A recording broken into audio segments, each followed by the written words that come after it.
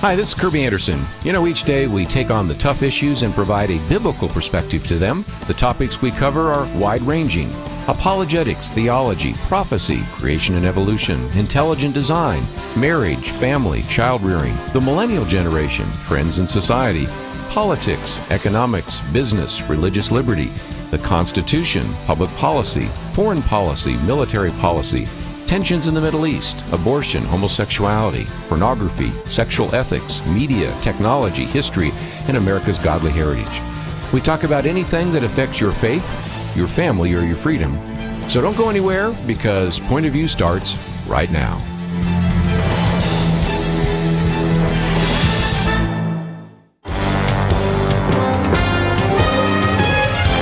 Across America, live. This is Point of View.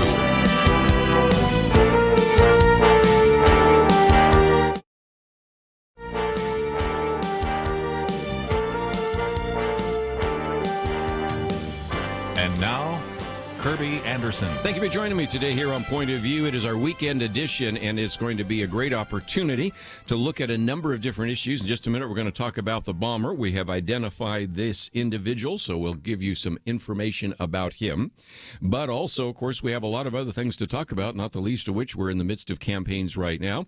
We have a caravan heading towards our southern border. We have a couple of other comments that people are making about that. And before the day is over, this will be in the third hour, so you'll have to be listening to this if you are listening on the local station online. But Rebecca Hagelin will be with us. We'll be talking about the criminal justice reform called First Step Act. So lots to cover. In studio with us, of course, Kelly Shackelford as always, and Lathan Watts. And Kelly, lots to talk about as always. There's plenty. There's, from our vantage point, major cases at the Supreme Court right now that people aren't hearing about because they're hearing about the elections and of course, these bomb packages and everything else, and then there's the fact that they've caught this person evidently. And I tell you, I love seeing the fact of law enforcement and the FBI and all them finally showing themselves in a good light and not getting bad press from all these weird situations of being politicized. Because the average person down the line is just somebody who wants to do right and help and put the bad guys away. And how fast that they have evidently found this person, I think, is a real tribute to the quality of people that we have in law enforcement. Lathan, I think that's also something to take away from, because a little bit later we're not going to be talking about law enforcement, but people in the military. Of course, we are already watching what may or may not be covered by the Supreme Court, whether they'll take some of those cases. So if nothing way, we lament this individual and what he tried to do, but let's support those in law enforcement. Absolutely. And, anytime there's a situation like this that is developing kind of right in front of you, the most important thing is to not really jump to any conclusions yet. I mean, there's still information coming in about this guy, and we don't know if, at this point, if he was working alone or if there's other people that they're pursuing. But, take the information that we get as it comes, and wait until you've heard, heard all the facts before you draw any conclusions, really. Well, again, we'll give you what we know, and there's still a lot of questions. Lathan, I think, laid that out very well.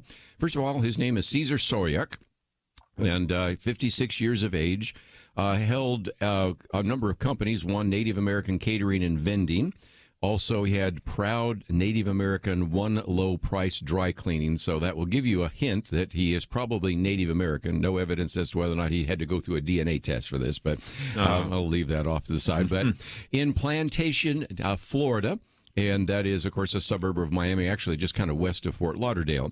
If you look at his van, you can see that he likes Donald Trump, and he's not real big on CNN and a number of other things. So, of course, there will be all sorts of people rushing to blame Donald Trump for this, rushing to blame Rush Limbaugh. Who knows? Everybody around the table as well. Kelly, what about that? To me, and again, I know we'll probably talk about this later as well, but I thought the thing that was one of the most despicable, I guess, after this was the president came out and I thought gave a very gracious comment. Yes. Said, that this is horrible, and really called everybody together. I did exactly what we would want any president to do.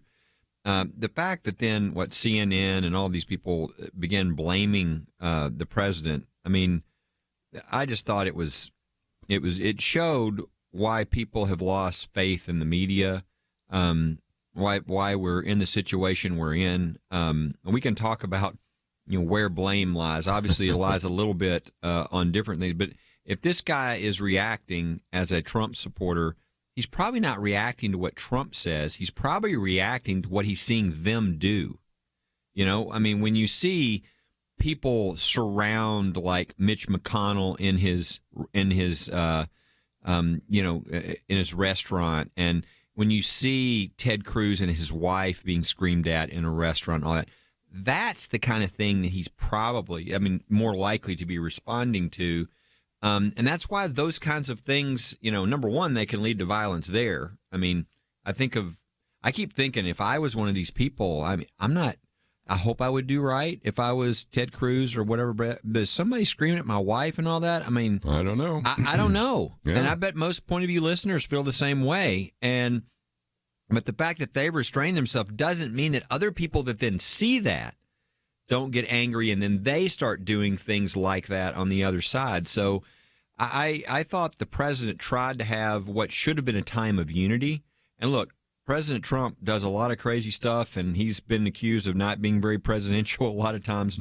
He really did a good job of being presidential, and it was the proper tone, the proper time, the proper statement.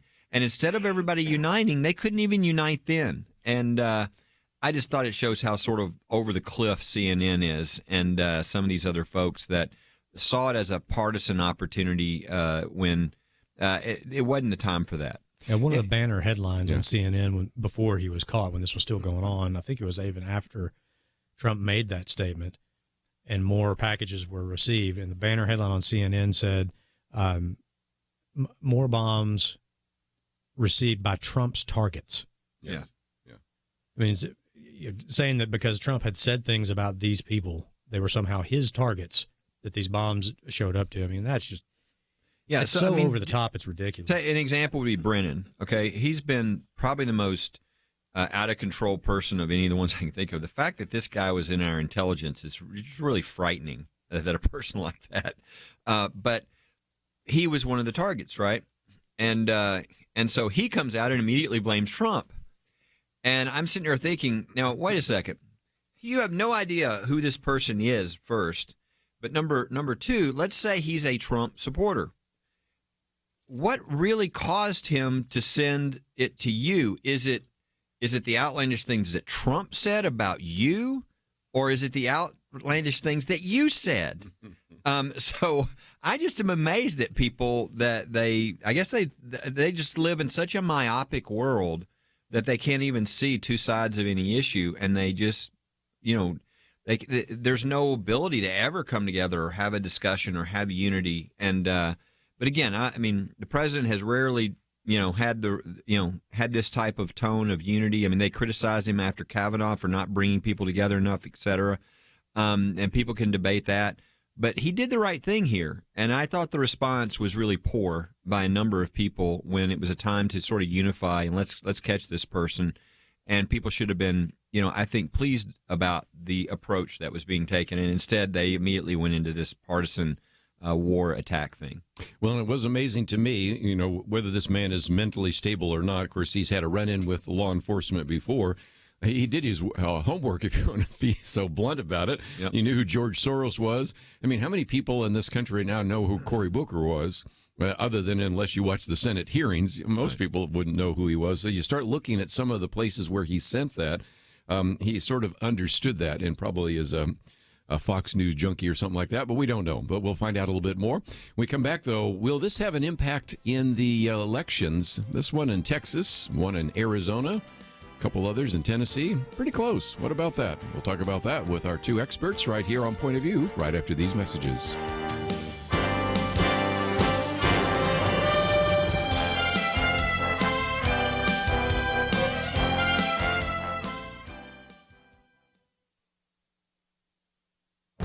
This is Viewpoints with Kerby Anderson. The U.S. Constitution reminds us that the responsibility for our government rests with we the people. In order for us to be effective, we need to know something about our government and our history. Citizens in countries ruled by dictators don't need to know very much since the major decisions are made for them, but we Americans should be educated and informed. Unfortunately, we are not well educated and informed. A study done by the Woodrow Wilson National Fellowship Foundation discovered that only 1 in 3 Americans could actually pass the U.S. citizenship test, and I might add that you only have to get 60% of the questions right in order to pass the test. For example, a majority did not know how many justices serve on the Supreme Court. Nearly 3/4 could not accurately identify which states comprised the 13 colonies, and only a quarter even knew why the American colonists fought the British in the Revolutionary War. Most disturbing was the fact that young people perform worst on the test. You might excuse an elderly person for forgetting some facts about government or history, but less than 1 in 5 under the age of 45 could pass this test. In previous commentaries, I've proposed a solution that some states have considered. Require students to pass a citizenship test before they graduate from high school. Consider the fact that a naturalized citizen probably knows more about America's history and structure of government than someone who was born in this country. Young people in America cannot pass a citizenship test for one of 2 reasons. Either they weren't paying attention in class or they weren't taught this material in the first place. Let's require students to pass a citizenship test before graduation. We require it of people who want to be American citizens. Why not require it of students who are already citizens because they were born here? I'm Kerby Anderson, and that's my point of view. From Graceworks Pictures, Indivisible, based on the true story of Army Chaplain Darren Turner and his wife Heather. Rated PG-13. Now playing. IndivisibleMovie.com.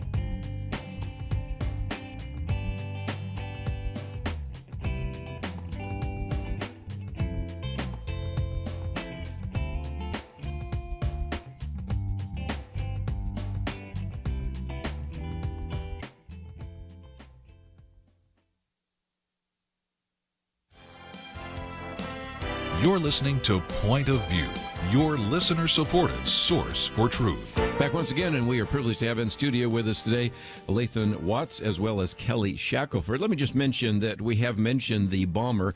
When we go to our national broadcast in about 45 minutes, we're going to go into that in more detail. Also talk about the migrant caravan, although some of it is relevant right now to this election. And Lathan, you've been involved in a lot of elections over the years, and so we always like to call upon you. Not that Kelly and I haven't earned our stripes a few times as well. But a lot of commentary right now is saying, well, the caravan, that's going to affect people's vote. The bombing and the pipe bombs, that's going to affect people's votes. And I think for some people that it's true. But I don't know. I've got this feeling that especially the people that voted for Donald Trump, they don't need to be reminded that this is an important election. They don't need to be reminded about the fact that there are all sorts of going to be so-called October surprises that will distract.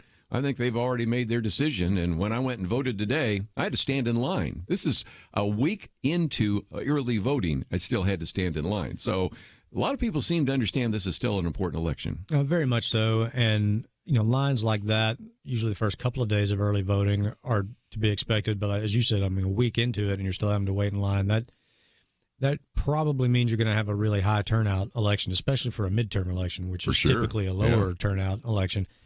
As far as things in the news impacting people's votes, here in Texas, we have early voting. A lot of people have already voted. Yes. So, some of this news, no, there's no way it can impact somebody's votes because a lot of people have already cast their vote. Well said. The second thing is I think most people by this point, as you said, have made up their mind, what they're going to do in the voting booth. If the news or news cycle is going to have, maybe any impact like that, the caravan issue. I mean, if nothing else, it reminds everybody about the situation on the border. Yes. And so if you're an open borders guy, maybe it reminds you that, hey, this is why we need open borders to easily accommodate 7,000 people at a time. And Representative just O'Rourke in there instead of Ted Cruz or something. If you're a build that wall voter, I guarantee you this reminds you exactly why you voted for Trump in the first place. If you were, again, assuming that this is funded by George Soros, and that's well documented now when you look at the two key groups that have been involved in this, how can you, in your mind's eye, Kelly, as a Democrat, think that this caravan is going to be helpful to Democratic turnout? Maybe I'm missing something. Help me out. No, I think they feel like the one thing that they were successful with during the first 2 years of the Trump administration was using the child separation issue. And so I think they saw this as the one thing that they might be able to show human stories and have sort of an anger against Trump to create problems. So that's my guess is what they were trying to do. I don't know that that's going to work. I don't think it works. Sure it does. I think that even Podesta, advised all the Democratic candidates, this is what, a couple of weeks ago, I think now, to stay away from the immigration issue, to not talk about that until after the election. So I think people who are more experienced in the Democratic Party and were doing the polling and the analysis realize that most people actually do want, our borders protected. I mean, they want they want legal immigration and it to be done well, but they don't want this sort of chaos. This kind of, it really does sort of, if the immigration issue wasn't already on Trump's side, which I think the election showed that was his number one issue, and that clearly was a huge issue. And if it wasn't already, this would actually make people want to be on Trump's side because nobody wants chaos. Right. 7,000 people rushing towards the gates. A lot of people have seen that picture of when they came to Mexico, and they're pushing and throwing the fences down and rushing through. And that image, everybody's like, well, that's not what I want on the border. It doesn't look like America. Yeah, and so I just don't. I don't think that's a very smart move. I think that could impact people voting in the election. I think the midterms are always about the party out of power is much more energized. Right. They're angry. They turn out. It's all about turnout. And I think that's what was going to happen until the Brett Kavanaugh thing. And I think it's not that these people weren't. The Trump people. Trump wasn't on the ballot, so they didn't need to come vote for Trump. So if they voted for him, it's like now they're looking at some Republican in the Senate or the House, and they're like, nah. I'm not that. Whatever. They're like, whatever can happen. Well, it all got tied in because a lot of people voted for Kavanaugh. For Trump because of the court, and they looked and they watched this, and they're like, well, gosh, if I want more judges on, and plus, I'm really find this despicable conduct. So it's a person who might have voted for Trump but might not have gone out. I think now there's these things that are happening that are encouraging them to go and vote, whether it's the caravan or whether it's the Kavanaugh. I think those things are definitely helping because I think there was going to be a blue wave comparatively because the energy was all on one side, but I feel like it's been much more equaled out. I think one particular Senate race that really proves that is North Carolina, because you had Kramer and Heitkamp, something like this. Last time I looked at it, Kramer's ahead by 18 points over Heitkamp. Turn out the lights, the party's over on that one because of her behavior and some of her comments poorly communicated, and then even posting unintentionally, I guess, the names of some of these victims. I think you said Carolina instead of Dakota. Dakota. Yeah, North Dakota. Yes. North Dakota. Sorry. Yep. I meant North. I've been teaching too much this week. North Dakota. But again, Heitkamp is what I meant. Yes. Yeah. No, and I'll tell you the thing that tells you a lot about this is look at the New Jersey race. Yes. Schumer just unleashed, I think, $6.5 million for Menendez. The Democrats are in danger of losing a Democrat seat in New Jersey. So it shows that there's definitely been some real turn. I think all starting with the Kavanaugh and on through. But, I mean, we're not going to know what's going to happen until, we look. You've got all this turnout, this huge turnout you would normally say in a midterm is good news for Republicans, because that sounds like a lot of people are turning out. So it's not just one side turning out. But the thing you don't know is are there a lot of new voters, people that are anti-Trump that got involved? So, I mean, we just won't know until we get to Election Day. Well, let's talk about a couple of those close ones. Tennessee, you're originally from Tennessee. Yep. Marsha Blackburn and Bredesen, who was the former governor, pretty close there. Who would have guessed that Arizona, Martha McSally and Sinema would be that close? But even here, let's talk about Texas for just a minute. I don't think it's as close as it was, but Senator Cruz and Representative O'Rourke for a while was a lot closer than it's become in the last couple of weeks. Absolutely, yeah. And I think towards the end, people tend to move more towards their traditional party that they support, and Texas is certainly more conservative and more Republican.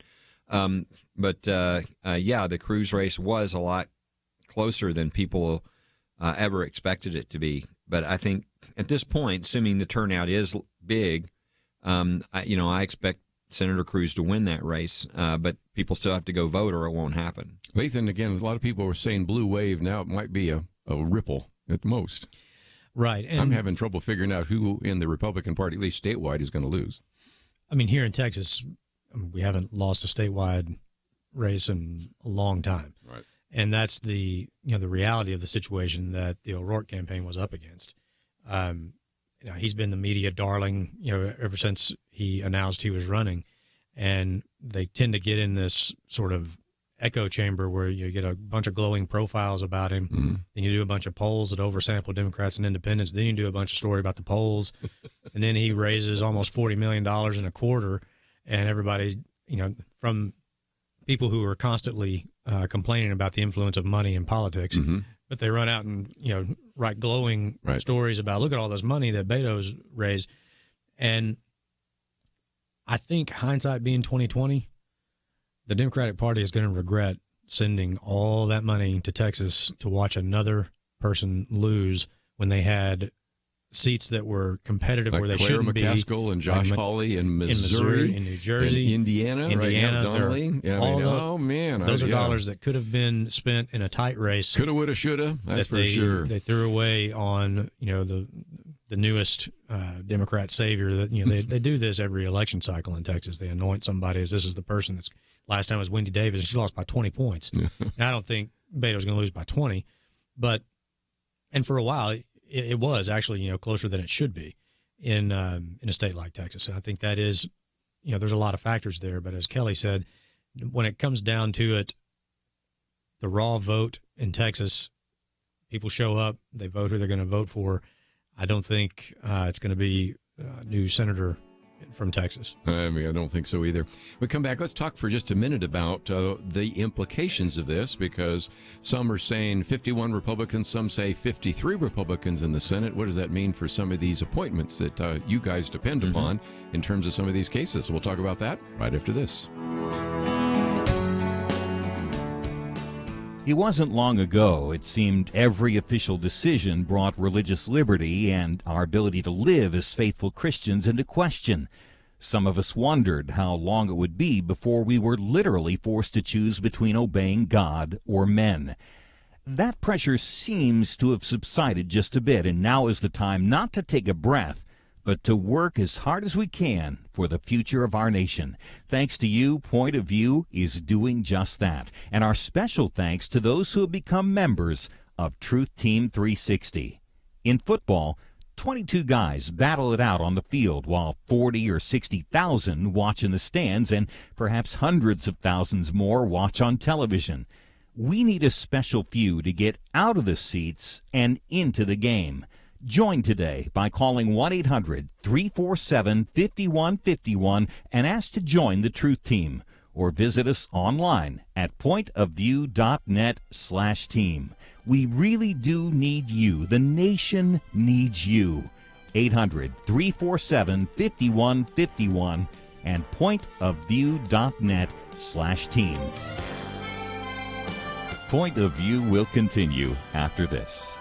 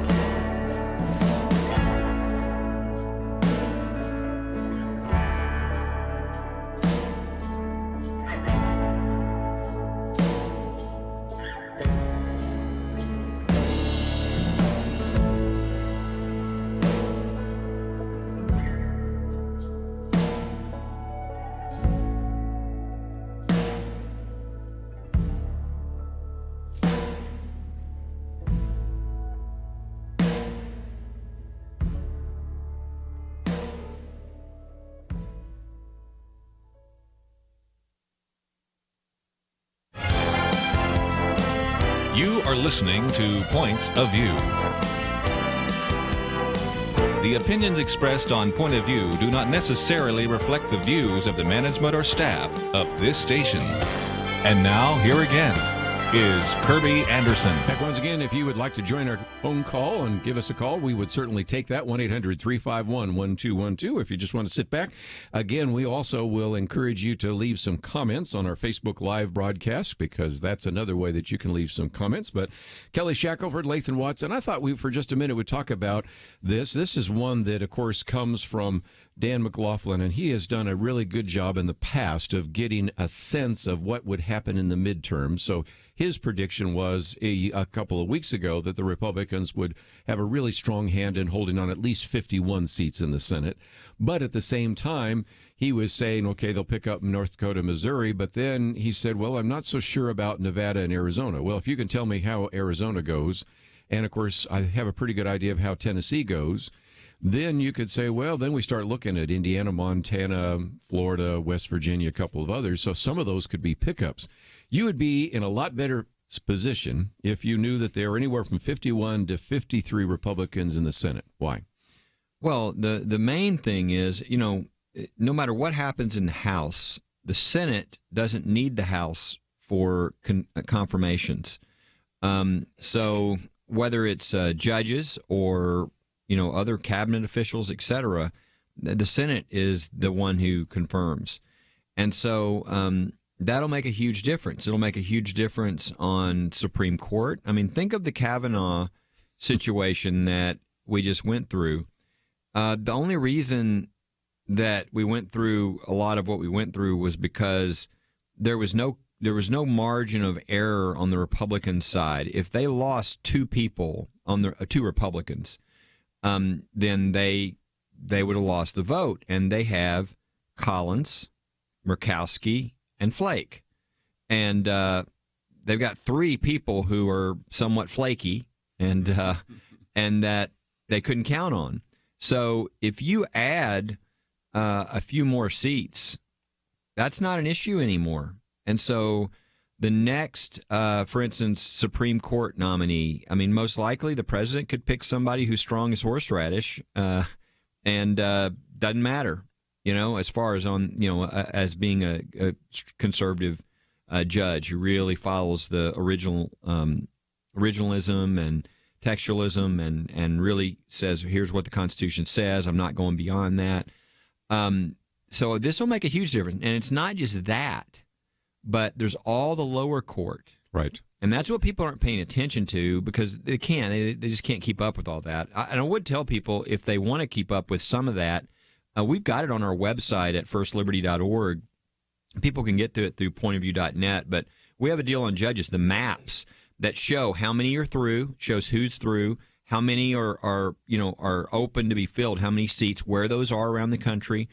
And what you'll find is that we've had, I think, 84 confirmed right now. But here's the amazing thing. The plan is for 50. And think of this. It's been a year and, 8 months or 9 months or whatever, and we got 84. We're about to have 50 more supposedly voted through between now and the end of the year. So this is something that McConnell has really, focused on, and Grassley as well. And so there will be another 150 or so waiting. And so the next Senate will have a lot of these lower court positions to be filled, courts of appeals, district courts, and these are lifetime appointments. And, look, there's 400,000 cases, I think, in federal court. How many make it to the Supreme Court a year? 80, 85? 80. Yeah, I've always used the number 80, yeah. So what that means is almost every case ends up not at the Supreme Court. And so these appointments for life, and by the way, Trump has set a record so far. The average age of his appointment is the lowest ever, meaning they're going to be there a long time. He's finding solid conservative jurists, and ones who are very bright, but ones who are also, instead of 55, they're 45. Yes. And, some of them, 39, 40. So it's a huge deal. The Senate, the makeup of the Senate how many Republicans and Democrats is a big deal. Either these nominations could be shut down completely, or we could see much more freedom for the kind of conservative judges to go through from the Supreme Court on down.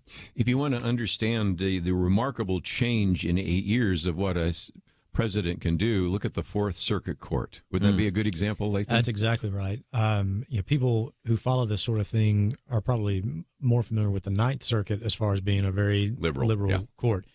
But if you look at the Fourth Circuit now, is giving the Ninth a run for its money as far as being the most liberal in the country and maybe working towards being the most overturned in the country, like the Ninth has been consistently for many years. And that is precisely because towards the end of George W. Bush's administration, his nominations were bottled up in the Senate. Right. He wasn't able to fill vacancies on the Fourth. And when Barack Obama was put in office, all of a sudden the bottleneck cleared, and he filled every vacancy available to him on the Fourth Circuit. And it is now reliably a liberal court.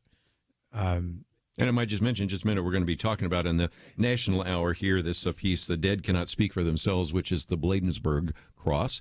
And we encourage our listeners, even right now, to pray for a couple of cases that are before the Supreme Court. So talk about that. Yeah, well, and I would connect into what Lathan was just talking about to show you how that court has become very liberal. During the oral argument of the Bladensburg case, this is a veterans memorial that's been up for almost 100 years, and it's a cross. And it's there for 49 men who gave their lives for our country. One of the questions by one of the Obama appointees, judges, was, what if we just cut the arms off the cross? Won't that take care of the problems? I mean, he really thought that was the solution. Wow. And so it doesn't surprise you when you had a court that were two President Obama appointees, one Bill Clinton appointee. It was a 2-to-1 decision.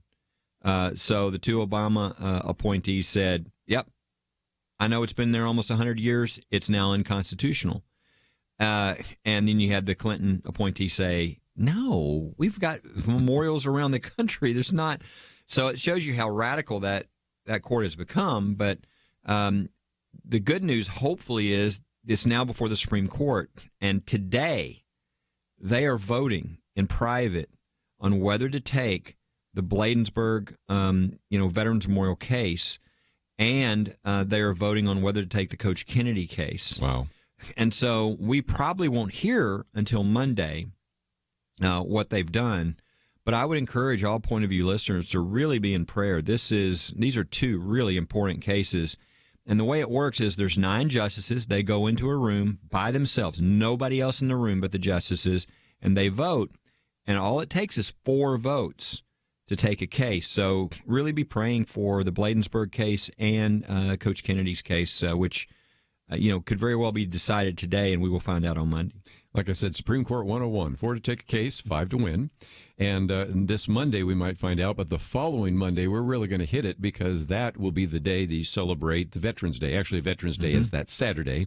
Remember, 11 o'clock on November 11th, and that will be the 100th anniversary, of course, of what was Armistice Day now as Veterans Day. So we're going to focus on that, but we would really feature that if indeed the court took that case and really remind all the veterans to really be in prayer about that as well, because these are very significant cases. Lathan, Kelly's told us before what would happen if you lose that case, because in the Fourth Circuit Court case, that whole area there's a lot of other crosses you'd have to take down. Yes, there are.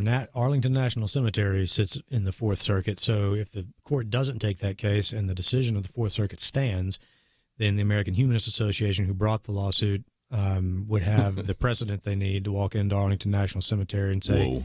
Argonne Cross has to come down, the Canadian Cross of Sacrifice has to come down. While we're at it, let's sandblast the word God off the Tomb of the Unknown Soldier while we're here. So you can see, Kelly mentioned the 2-to-1 decision. I was shocked that we got one.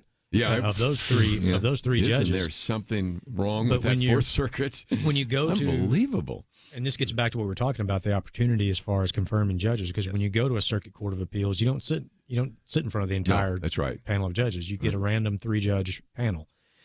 If Trump was able to fill the vacancies currently available to him on the Ninth Circuit, the most liberal circuit, that balance would bring it to a 16-13 split between liberals and conservative appointed justices. So But think what that does to your chances of a 3-judge draw, Yeah. of getting a better initial decision by that 3-judge panel. Now, you can So you don't have to have it appeal en en banc banc where if they you are. want, Right, but right. Yeah. the impact would be tremendous. And that's another thing to think about after these midterm elections. Let's say the Democrats do take the House. Well, then the Senate's not going to have really anything to do but confirm judges. Yep. Because they're certainly not going to vote on articles of impeachment that are coming out of the House. Yeah, or they're going to have this gridlock like you've never seen investigation or before. exactly. Yeah. What else do you have to do? Except can keep confirming those judges. Which is why this race in Texas for Senate is so big, and why everybody was focusing on Ted Cruz and Beto O'Rourke. Well, I know both of them want to talk about a few of the local races here in Texas. We'll do that right after these important messages.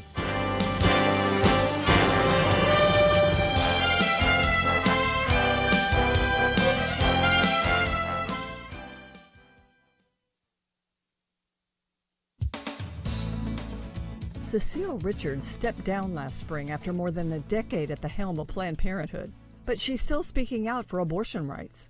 After the confirmation of Supreme Court Justice Brett Kavanaugh, she urged pro-abortion activists to stay angry, because you will need all your anger now. Under Ms. Richards, Planned Parenthood managed to hold on to $500 million in federal funding. For the midterm elections, its political action arm has sunk tens of millions of dollars into campaigns for pro-abortion candidates and is devoting $20 million to running its largest ever voter turnout initiative. In the midst of all this, Planned Parenthood is attempting to rebrand.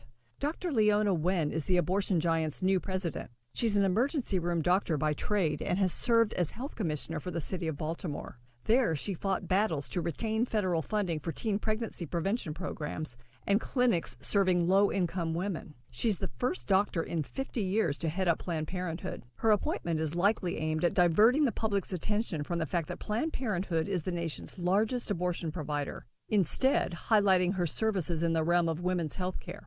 But really, Planned Parenthood performs few services beyond abortion and birth control. No mammograms, no maternity care. More than 380,000 abortions are performed annually at Planned Parenthood clinics. That's 880 per day. Placing a doctor at the helm of Planned Parenthood doesn't change its deadly mission. And Planned Parenthood is working on another new hire, Director of Judicial Nominations. This person's job will be to focus on, quote, high-priority judicial nominations in the lower courts. He or she will manage the organization's efforts to persuade senators to approve judges that will protect access to abortion. This person will run defeat and delay efforts against nominees whom they expect to protect the sanctity of human life. So much for rebranding Planned Parenthood.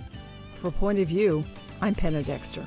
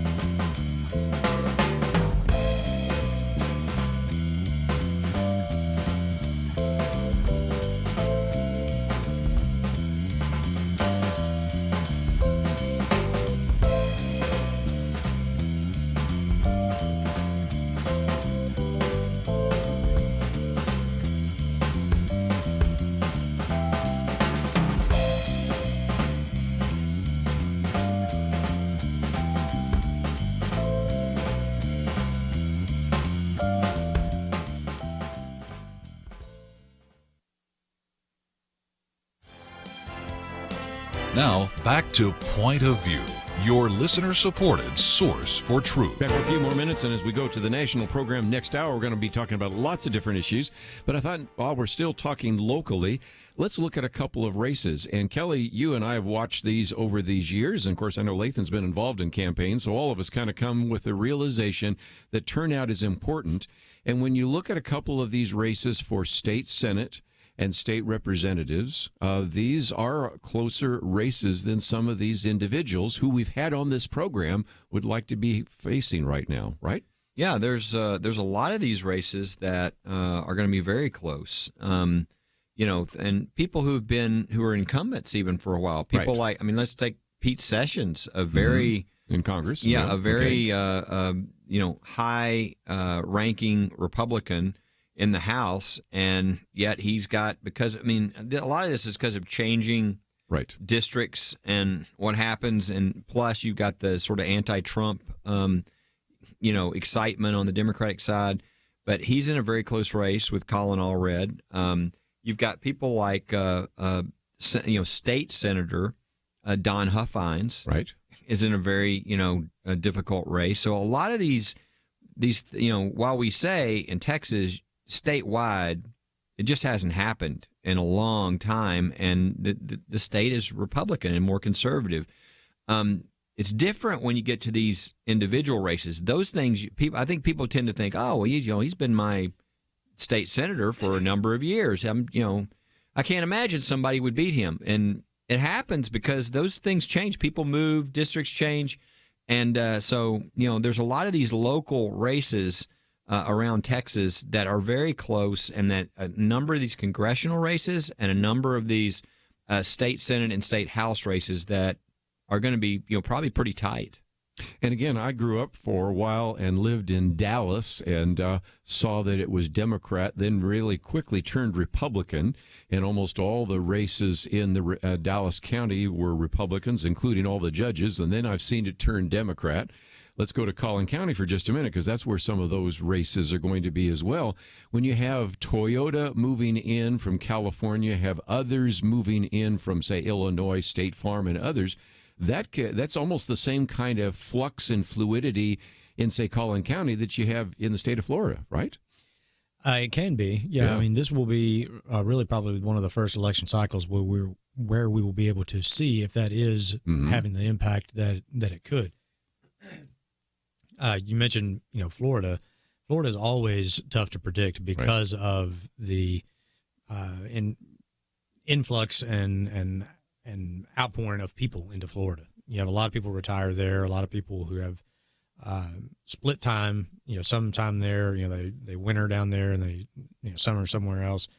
And you have an older, retiree population there. And so it's always tough to predict Florida. But that sort of dynamic of new people moving into an area, as you mentioned, could be at play in North Texas. I think this will give us an opportunity to see if that's going to have a measurable impact. But I think a lot of times, in my experience over the years, we're in a lot of races.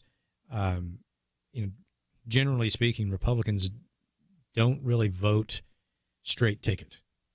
They vote there are individual statistics races that show that Democrats and a higher percentage vote straight ticket than Republican. Ballot. Now we're going to get rid of that in 2 years, I understand. But yes, and I think that's a good thing. Yeah, but that's very interesting. It makes it, it's an important point for people when you go to the ballot box that you need to take some time and educate yourself on all the races that are on that ballot and vote all the way down the ballot. And That's I can tell you, the further you go down the ballot, the closer you get to your own wallet, because the top of the ticket, the governor, the U.S. Senate race, in this election cycle, but the further down you go, excuse me, I'm dealing with a cold from having been on about 20 airplanes in the last 2 weeks.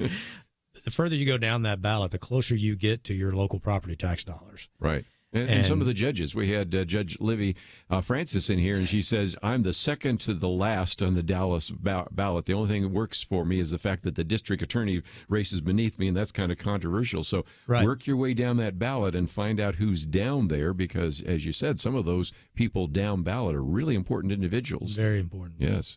Well, and the state, those in Texas, the state house is really at play in some significant ways. Right.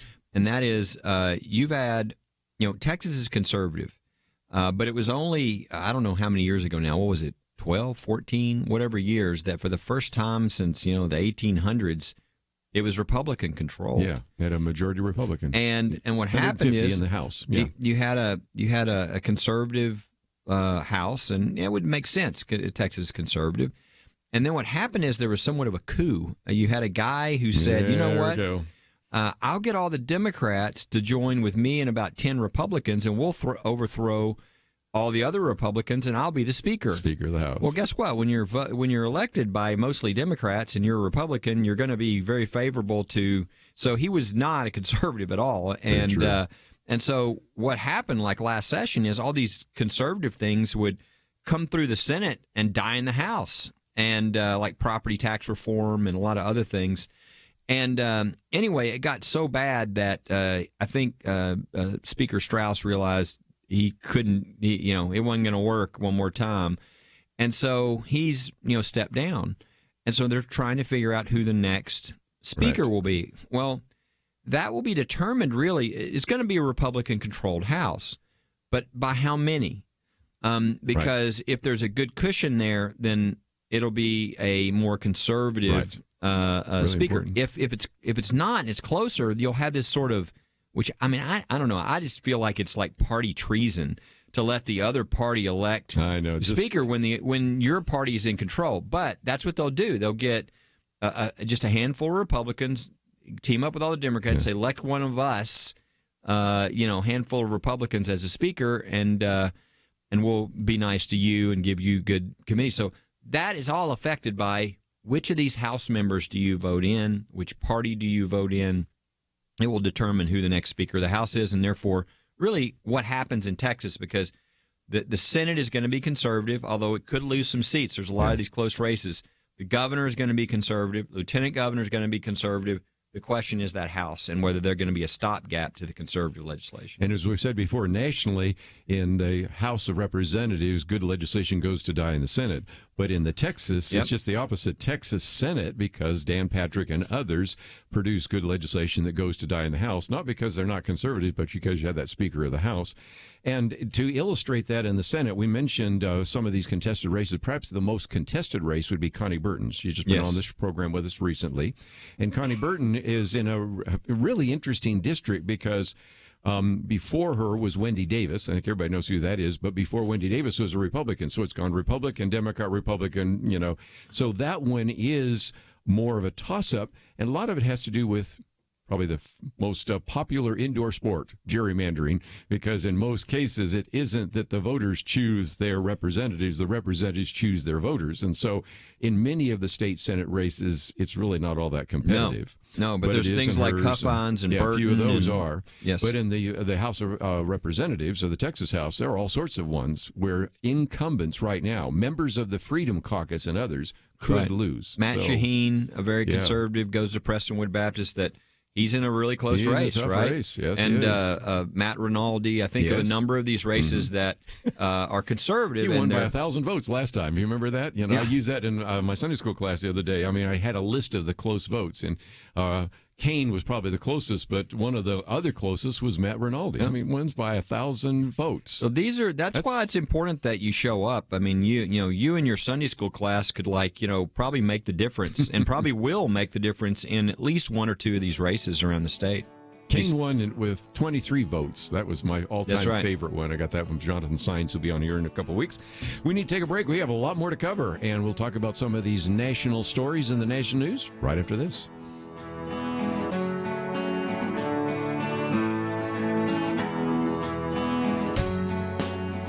There is no more dangerous time than when things are going well. Remember Elijah on Mount Carmel? Fire came down. There was no doubt who was God, but what happened next? He went from amazing faith to a time of great fear and depression. Many Christians have been very thankful a certain Democratic candidate for president was not the one to nominate two replacements for the Supreme Court.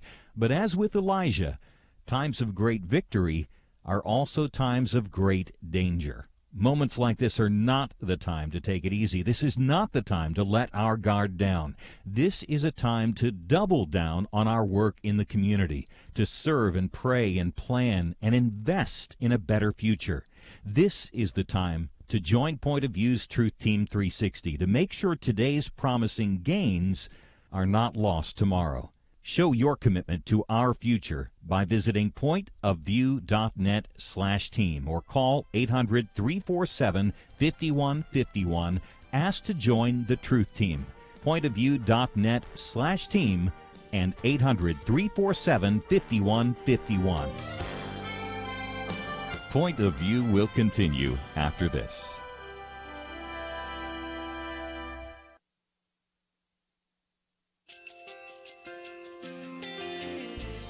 I just want to thank you so much for all the wonderful programming you have. You're just absolutely fantastic. I recently started listening to Point of View, and I really found it interesting because of the different subjects you cover. Thank you for that. I really appreciate everything that you do in keeping us informed. Thank you, Kerby, for everything that you have been doing. I appreciate all the work that you're doing, advocating for the Word of God. Thank you so much. Point of View, I think, is absolutely necessary because it's a Christian perspective, a biblical worldview perspective, and receive very current, up-to-date information about what is really going on, week to week in our culture, which is changing so rapidly, and yet it's morally sliding backwards. Yeah, I'm just, first of all, I thank you guys. Y'all's program is wonderful, and enjoy it every day. I learn so much every time I listen to it. Point of View Radio Talk Show.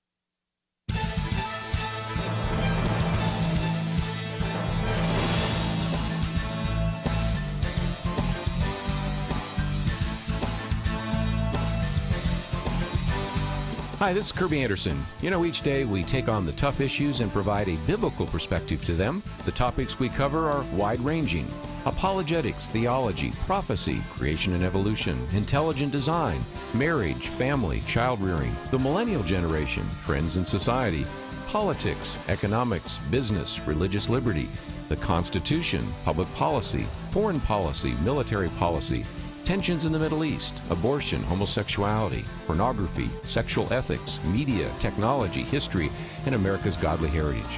We talk about anything that affects your faith, your family, or your freedom. So don't go anywhere, because Point of View starts right now.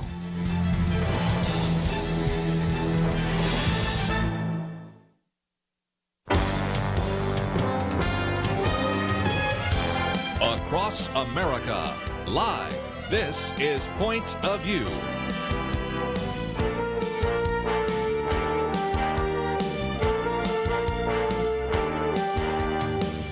And now, Kerby Anderson. Thank you for joining me today. It is our weekend edition, and we certainly do welcome your phone calls. I would suspect you have a lot to talk about here with us, and we would certainly love to hear your comments. We now at least have an individual who is a suspect in the bombing attempts, and we'll talk more about him in just a minute. Of course, we have thousands and thousands of individuals in a caravan heading to the U.S.-Mexico border. Donald Trump says he's going to send at least 800 additional troops to the southern border to join with those National Guard soldiers and others, so we'll see where that takes us. We also are, of course, in the middle of midterm elections, so there are a lot of things to cover. But just before we introduce my guests around the round table, let me just again thank those who have been sitting in for me. I was up teaching at the Kanakut Institute for a couple of days. Kelly's done that as well. And so I wanted to thank Nick Pitts and Debbie Georgiadis, others that have been involved. And, of course, as you might imagine, it is our weekend edition. Kelly Shackelford with us, and also Lathan Watts, both with First Liberty. Just a lot going on in the world right now. Oh, wow. Yeah, there's of course, the situation with bombings. We have 2 cases that are being voted on today at the Supreme Court. We've got another one we filed this week. We've got all kinds of news, elections, the caravan. I mean, there's a lot of things we could talk about today. Well, we'll certainly do our best. Lathan, always great to have you in here. Thank you, sir. And I might just mention, in just a minute, we'll get to some of the religious liberty cases. The first article we've posted is by one of your colleagues, and it's The Dead Cannot Speak for Themselves. It's about the Bladenberg's cross case, which we'll talk about because that's one of the prayer targets we want to give you in just a minute. We have a link to First Liberty. I encourage you to sign up. I receive all the emails from First Liberty. I've supported this organization for years. I think the world of the work that they do, and just thrilled that they can be with us on Fridays. But let me just, for a minute, before we get into some of that religious liberty issue, mention that we believe that there is indeed a suspect who's been taken into custody, an individual by the name of Cesar Sayoc, 56 years of age, in Plantation, which is kind of a suburb of Fort Lauderdale, Miami area. If you're not familiar, if you go to Fort Lauderdale, go west a little bit, it's right there. And an individual that owned companies called Native American Catering and Vending, as well as Proud Native American One Low Price Dry Cleaning. So has been portrayed as a Native American Trump supporter. We'll see how that plays out. But if you haven't seen this before, pictures of his van have a lot of pictures of, there's Mike Pence, there's Donald Trump, and then all sorts of CNN liberal kinds of things, and more than a dozen different bombs have been sent. All of them, they believe they've been able to catch. A few of them were so unstable they had to blow them up, but most of them are making their way to Quantico to investigate. And, of course, everything from capturing the video images to fingerprints, DNA, and the rest make it pretty certain that this indeed is the individual. And Kelly, if nothing else, while we lament that there is an evil person like this, let's give kudos to law enforcement that in a relatively short period of time they were able to catch him. It really is amazing. Again, we've seen a lot of really bad stories about law enforcement and the FBI being politicized and all these different things. And so, of course, that's not, most FBI people aren't the political appointees at the top. They're people down the line that are doing their job. They're great investigators. They're out to get the bad guys that are, doing bad things and hurting people. And so I think this is it's really incredible when you look at how quickly this happened, how they were able to do their investigation and find hopefully the right person. I would assume that they've really dotted all their I's and crossed their T's. So this is kudos to law enforcement, everybody who was involved in this. I think this shows why we should support our police and the folks who are doing the hard work to keep us safe. Well, if nothing else, it is an illustration of the need for some resolution. A little bit later, we'll talk about whether or not this is going to affect anybody's vote, whether the caravan did or would, whether the Kavanaugh hearings have or would. A lot of very important issues, but we've posted a couple of articles today that are First Liberty articles. One, The Dead Cannot Speak for Themselves, written by Michael Berry, and that gets us into the Cross case, which I understand the Supreme Court is considering, along with the Joe Kennedy case. We've also posted one that appeared in Daily Signal about the bakers that were fined $135,000 and where that case is with Aaron and Melissa Klein. But we have a lot of listeners, Kelly, that pray. And I know they do because we've signed them up to Pray for America. So here is a very significant two-part prayer target, right? Exactly. Today, the Supreme Court is meeting in private. It's just the justices. All 9 of them will meet, and they will vote on which cases to take. And the 2 of the cases on their list is the Bladensburg Veterans Memorial case, the cross that has been ordered unconstitutional now after 100 years. And again, it would affect Arlington National Cemetery. It would affect the whole country.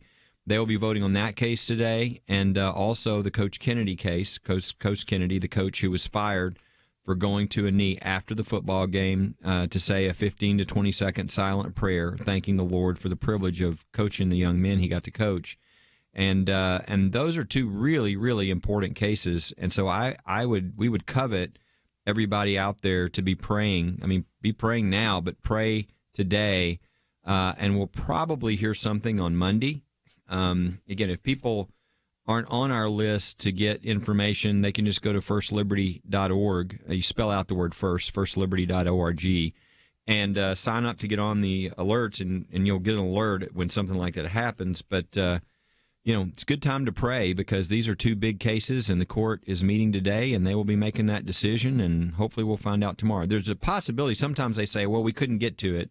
We're going to set it off for the next conference date. But I think most people feel like they've had time to look at the Bladensburg. They're probably going to make a decision, so we'll find that out on Monday. I might mention, too, when you go there, you can also sign a petition to stop the desecration of that Veterans Memorial. And again, this is very significant because a week from this coming Monday is the national celebration. Actually, a week from this Sunday is the actual celebration of 100 years since the end of World War I. Armistice Day, now called Veterans Day. Again, it was the 11th month, 11th day, 11th hour, 11/11/11, which is very significant. And by the way, if you've ever traveled, I remember one time I was in the London airport, and it was on what we call Veterans Day. They still, I think, refer to it as Armistice Day. And they announced at the airport that at 11 o'clock there would be a moment of silence. And I said, yeah, there's, it's just going to be hustle and bustle. I'll tell you, when all of a sudden it went bing, there was like nobody moved. Nobody said a word. And I thought, whoa, because they really remember what World War I was like, how it devastated them. And unfortunately, that Veterans Day is just sort of a holiday for a lot of people, but it just reminded me again of how important Veterans Day was. So when you come back, Lathan, I want to ask you about the significance of these 2 cases. Some people say, well, a cross in Maryland, what's the big deal? A coach in Washington State praying, what's the deal on that? And then, of course, we want to talk about Aaron and Melissa Klein because that's another article there as well. And Kelly was on Fox News the other day talking about that. So we have a lot to cover, and we will do so. And then we'll come back to the obvious, very important news items, but we always like to cover a little bit of the religious liberty issues because, frankly, sometimes we're the only ones that do so. That's why we're covering it today. We'll be back right after this.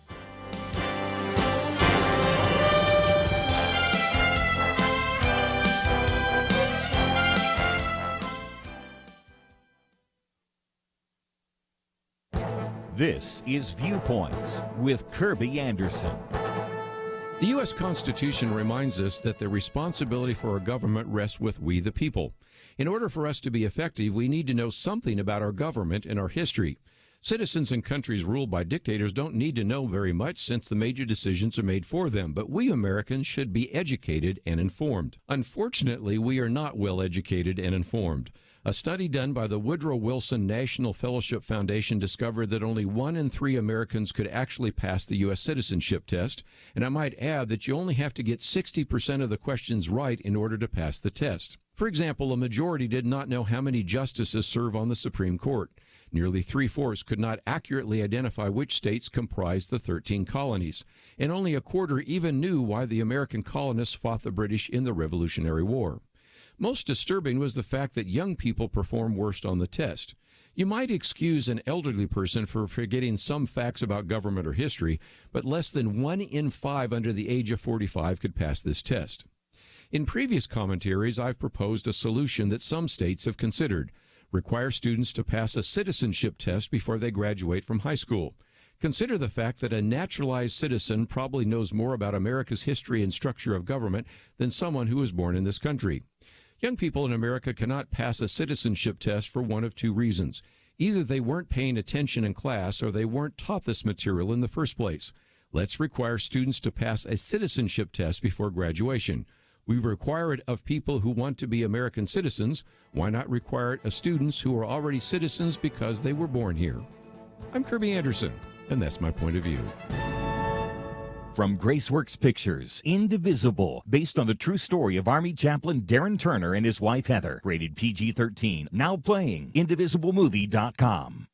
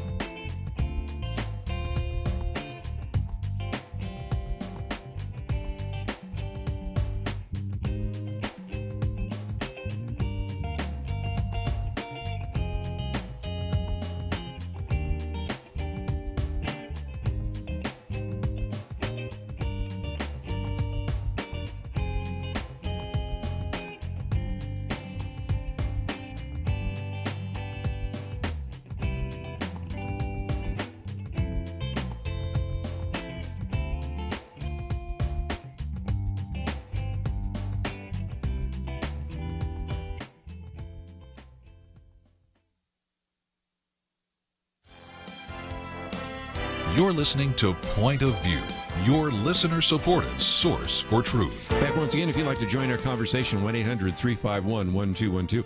We'll come back to the bomber in just a minute, but I wanted to just focus another few minutes on the issue of religious liberty. This is one of the reasons why we have focused on this here on Point of View, and every Friday we try to do kind of a religious liberty update. To be perfectly honest, so many cases, we could do it every single day, but at least we try to do it on Friday. But Lathan Watts, let me come to you for just a minute. Some people might say, okay, it's just a cross in Maryland. I don't live in Maryland. Why would I care? I don't like the fact that Coach Kennedy couldn't pray. That's in the state of Washington. Yeah, it probably won't affect me. What's the significance of these cases? Well, the significance is if they can do it to Coach Kennedy, they can do it to you. And as far as the World War I memorial in Bladensburg, Maryland, it's not just about that memorial, because Arlington National Cemetery, as you mentioned, is in the Fourth Circuit. So if the court doesn't overturn the Fourth Circuit, then the American Humanist Association, who brought this lawsuit to tear down a memorial that had stood there for nearly 100 years, would have that precedent and could march into Arlington and say the Argonne Cross of Sacrifice has to come down, the Canadian Cross of Sacrifice has to come down. Let's go over to the Tomb of the Unknown Soldier and sandblast the word God off of it while we're at it. Yep. I don't think any American... All over the Capitol and everywhere else. Absolutely. Goodness, it could get really bad very quickly. Yeah, I don't think any American would be pleased to see the results, whether or not they live in Prince George's County, Maryland, where this memorial actually sits, because there are memorials all over the country. Mm-hmm. And when we win a case, we don't just win for that individual client. That precedent that we establish in that case can be applied to everybody. And so that's why Coach Kennedy's case is so important for everybody who lives in the Ninth Circuit, which is geographically the largest circuit in the country. But it gives the Supreme Court the chance to make a statement for everyone, because the Ninth Circuit's opinion in that case was incredibly broad and monumentally wrong. They didn't just rule against Coach Kennedy. They said basically anybody who works for the government, if you do something that could be seen, if I could see you doing it, right? that you have somehow violated the Establishment Clause. That was really strong. Think of how many people work for some branch of government, school district, county, city, federal, state, you name it. I'm a bus driver just reading my Bible, waiting for the kids to get on. Absolutely. There you go. Fired. Yeah. Yeah, you could be fired. If you're a public school teacher and you're on cafeteria duty and someone sees you make the sign of the cross because you're a Catholic, over your meal, well, you could be fired for that too. If you're a Jewish teacher, you can't wear a yarmulke. The broadness of that decision, it was shocking to me when I read it. Yeah, and even for the Ninth Circuit. So we're obviously very, very hopeful that the Supreme Court will take that case and correct that. Otherwise, it becomes the law in the Ninth Circuit until maybe we find a similar case in another circuit and see if we can get a circuit split, give the court another chance to fix it. But hopefully they take Coach Kennedy's case, they take our client, the American Legion, in the Bladensburg case. And you might have two cases before the Supreme Court, and I think that would wear the two of you guys out. Right? It'd be a good problem to have. It'd be a nice problem to have. There's Kelly? another one there too, So we could have three, right? And explain this one, because this is a question I get when I explain what you do occasionally, and that is they say, I don't understand why we got this cross case in Maryland, because didn't you win a cross case in Mojave Desert? The same kind of comment comes, I thought we won the Jack Phillips case in Colorado, but you still have the case in Oregon of Aaron and Melissa Klein. Explain that to our listeners. Well, the cross case you're thinking about, we originally won was the Salazar case, which was the Mojave Desert cross, cross that was put up in 1934 by World War I vets. But that case was a little, it was somewhat a procedural situation, because what you had is you had the government say, you had the lower court say, yeah, unconstitutional, tear down this Veterans Memorial that's been up for 70 some odd years. And the federal government and everybody else was just, shocked. And so somebody came forward, the guy who's been caretaking that cross for many years, and he said, look, I'll give you 4 acres of my land within that preserve if you'll give me the 1 acre with the memorial on it so it doesn't have to be destroyed. And the federal government said, that makes a lot of sense. We get more land, we take care of the problem, so that's what they did. The ACLU said, oh, no, you can't do that land transfer. You're just trying to save the cross, and that's a violation of the Establishment Clause. So that's what went up. So it wasn't more of the direct, can you have one on your land? It was, and so it should have really solved it, but it didn't, because here we go again. Yeah. So we need a direct decision, and that's what this will be. As far as the Jack Phillips case, the Jack Phillips facts are very close to those of Aaron and Melissa Klein, who we represent out of Oregon, except our facts are a little cleaner even. All of Aaron and Melissa's baked goods were custom.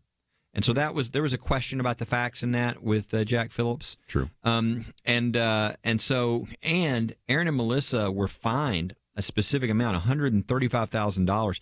Their business was bankrupted. They were even ordered not to speak publicly their beliefs about marriage. So there are some really even more extreme.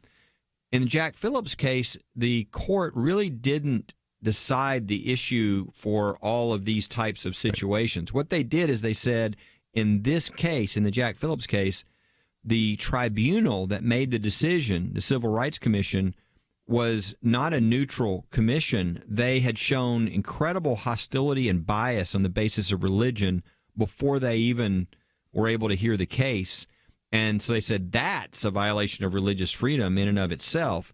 So as you notice, that's a win for Jack, but that's a real fact-specific win. And it doesn't say, what do you do when you have a Christian or somebody who's trying to run their business and you're trying to force them to do a video for a gay wedding or do a cake or do artwork, or you just keep going down all the different cases we're seeing out there. It didn't answer that question.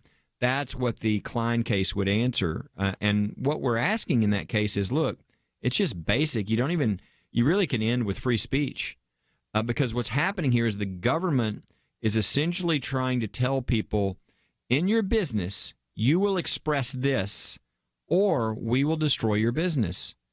The government can't compel citizens to say things that violate their conscience or that they don't want to say. And so this would be a great case to decide, do we have free speech?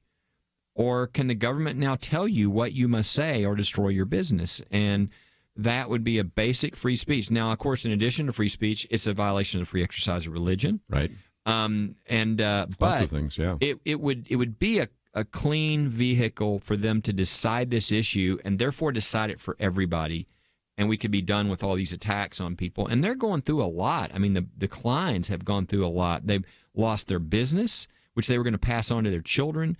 Their children have gotten death threats. I mean, they've had to really struggle since then. And this shouldn't happen to people, and it is around the country. In fact, I would encourage people, when you get a chance, I mean, be praying for the other two cases that I mentioned that are going to be voted on today. Klein won't be voted on today. No. But when you get a chance, go to firstliberty.org. There's a Klein case page. Yes. You can support them. You can send them a note. I just encourage you to pray for them. They've been under a lot of attack now for 4 years, and it's been very difficult. And so that's one of the reasons why we really need to pray that the court will take the case so that other people won't have to go through what they're going through around the country, including people who are listening. I bet there's a lot of people listening to this that either have somebody in the family that's in a business that's trying to run their business according to their faith. That's what this is all about. Can you? Or can the government come in and say, no, we don't really like what your faith teaches, so we're going to tell you how to run your business. It's amazing. Again, that's the pop-up menu, so you can just, as you go to First Liberty, we have a link there as well. And you know what? You think of that old West Texas phrase, I've been rich and I've been poor, and rich is better. I've tried to argue a case before a Supreme Court with Anthony Kennedy, and now I get to argue a case where Brett Kavanaugh and Neil Gorsuch. That's a lot better situation, isn't it, for you? Well, let's hope so. I mean, we have to get those 4 votes in order to have the chance to make that argument, and we'll hopefully it's easier know about to come that up very with 4 soon. now, isn't it? I think so. Yes. And I really do think that's why the decision in the Masterpiece case was as narrow as it was. Yeah. Because that and I was think probably they postponed some of them because they wanted to maybe kick the can down the road. I got the sense that Justice Kennedy was sort of kicking it down the road, didn't really want to decide it. It was 7-2 in Jack Phillips, but a lot of it had to do with the animus of the human rights group that was there in Colorado, didn't it? Yeah, and that's why, the theory, and that's why the prayer is, I think, so important on these cases. There's a theory out there that, well, there was so much controversy with Kavanaugh that Chief Justice Roberts and Kavanaugh might want to say, let's just move slow. Let's just don't take any controversial cases. Right. And I'm like, now that would really be politicizing the court if they did that. And I know that's not what they believe they should do, but I'm sure there's some temptation to do that. That's true. Their job is to interpret the Constitution, to stop these types of violations from occurring across the country. So pray that they do the right thing. Pray that they grab these cases, clean these up, and protect the Constitution and American citizens. Again, we have a link to First Liberty. Let me encourage you to sign up. We'll come back and talk about the bomber and about the migrant caravan right after this. Protect the health of the nation. Join the Point of View Truth Team. Pointofview.net/team. Pointofview.net/team. Or call 800-347-5151. So there's this guy named Jordan. He's a healthy guy. He's a dad of 6, and he works as a guide in Alaska. And he goes to the doctor. True story. He goes to the doctor, and he's diagnosed with cancer, stage 4. And here's the thing. He had switched earlier from medical insurance to Medishare, where Christians share each other's medical bills. So the question for Jordan and his wife, Jenny, was, is this actually going to work? Our medical bills exceeded $160,000. Medishare members shared all our bills. And it was about more than just the money, too. This is a real community. Medishare is a family, a group of people that stick with you through the hardest times of your life. I just don't know how I could have done it without Medishare. It's so worth looking into. There's a reason this is growing so fast. So if you want to find out more, here is a number for you. 855-90-BIBLE. That's 855-90-BIBLE. Point of View will continue after this.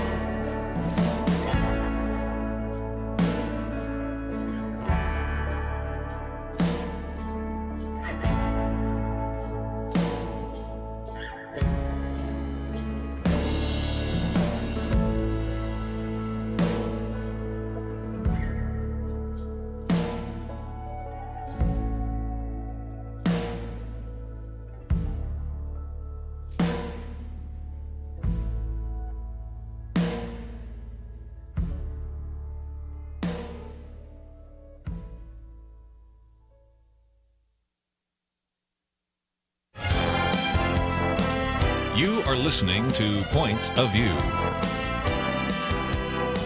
The opinions expressed on Point of View do not necessarily reflect the views of the management or staff of this station.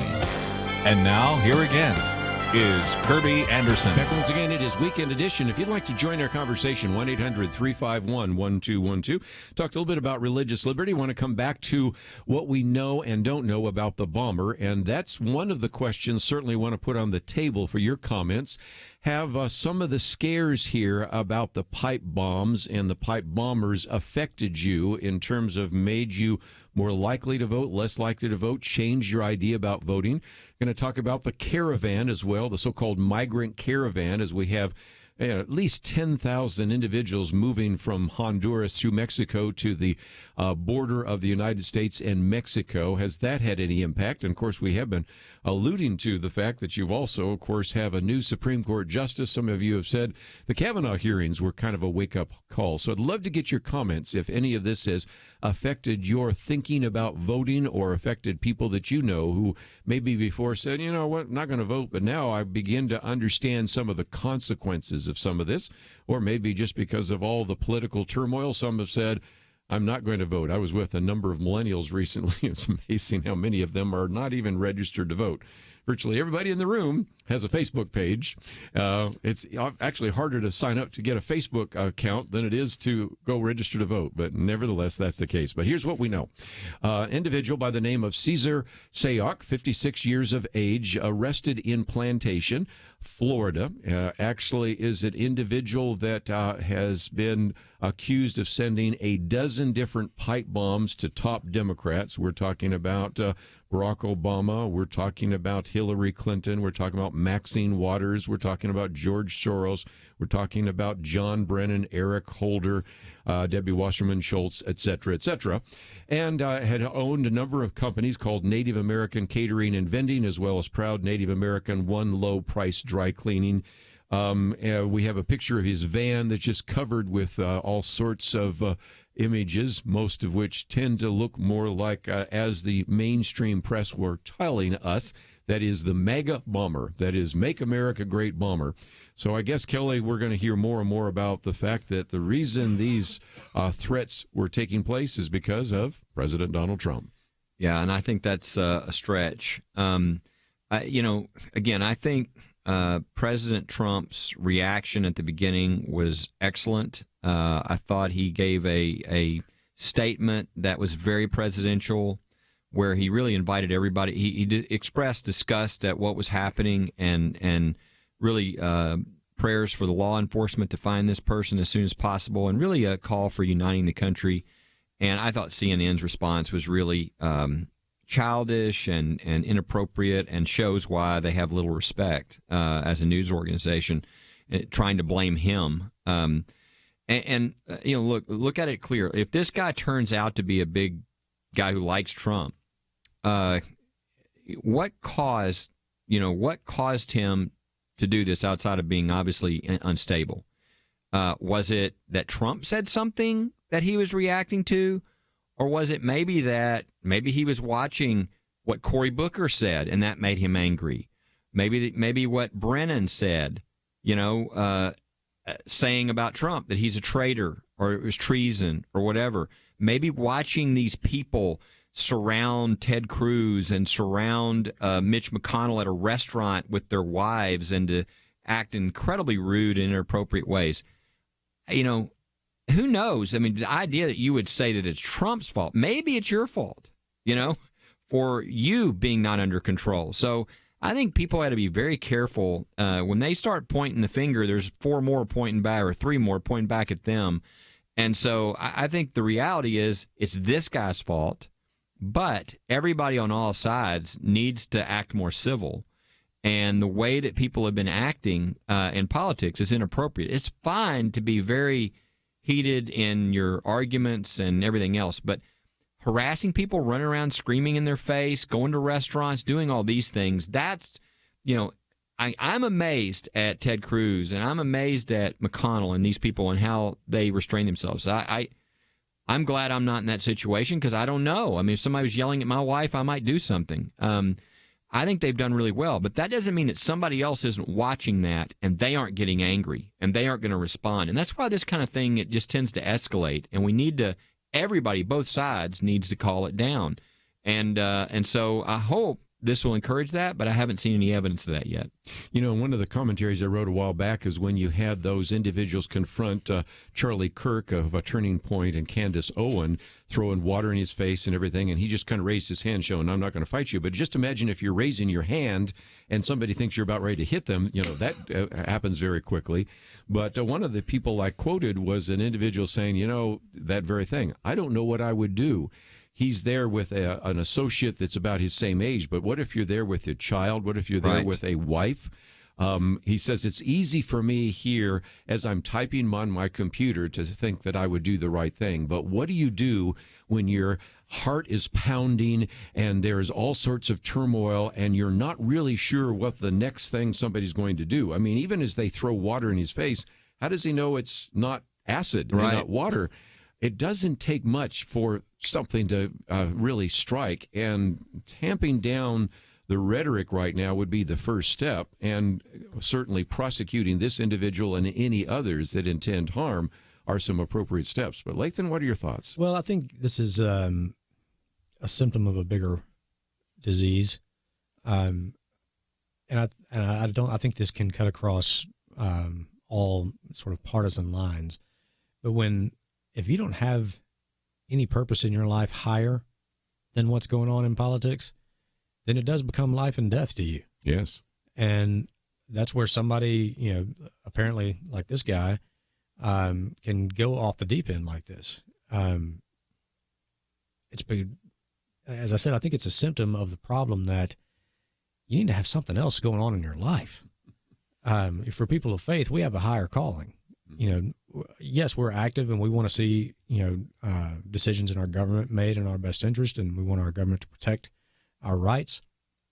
And sure, we get upset when we think the government is doing things they shouldn't do or not doing things they should.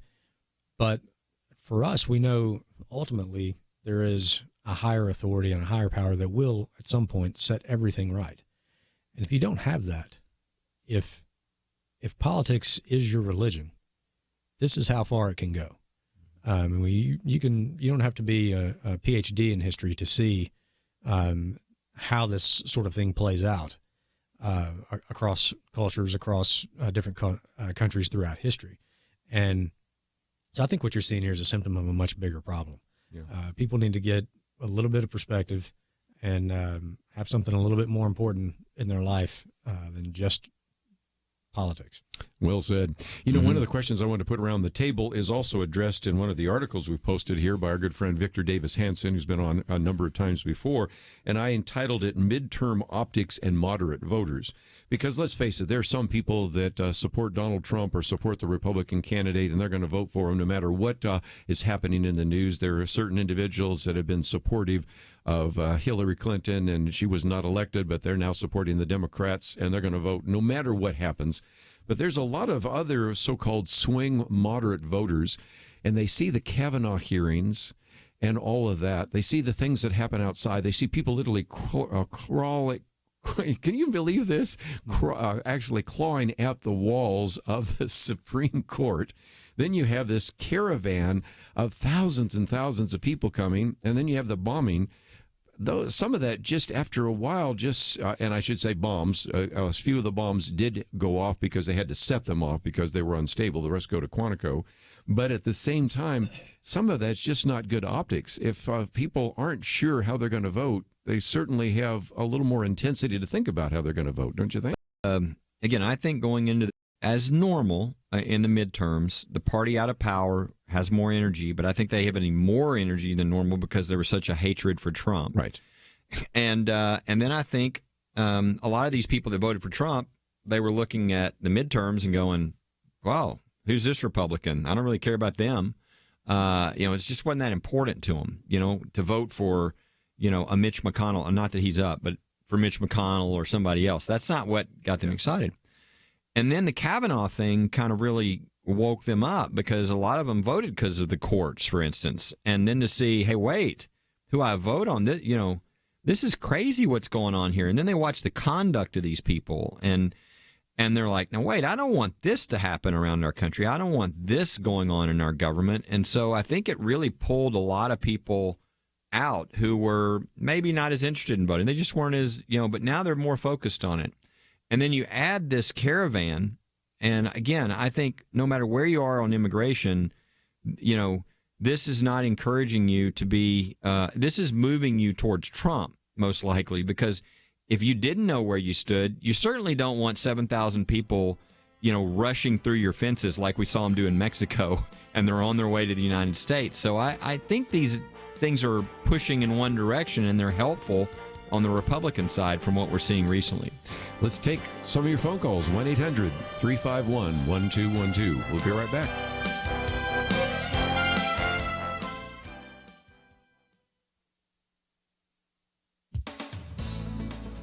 Cecile Richards stepped down last spring after more than a decade at the helm of Planned Parenthood, but she's still speaking out for abortion rights. After the confirmation of Supreme Court Justice Brett Kavanaugh, she urged pro-abortion activists to stay angry, because you will need all your anger now. Under Ms. Richards, Planned Parenthood managed to hold on to $500 million in federal funding. For the midterm elections, its political action arm has sunk tens of millions of dollars into campaigns for pro-abortion candidates and is devoting $20 million to running its largest ever voter turnout initiative. In the midst of all this, Planned Parenthood is attempting to rebrand.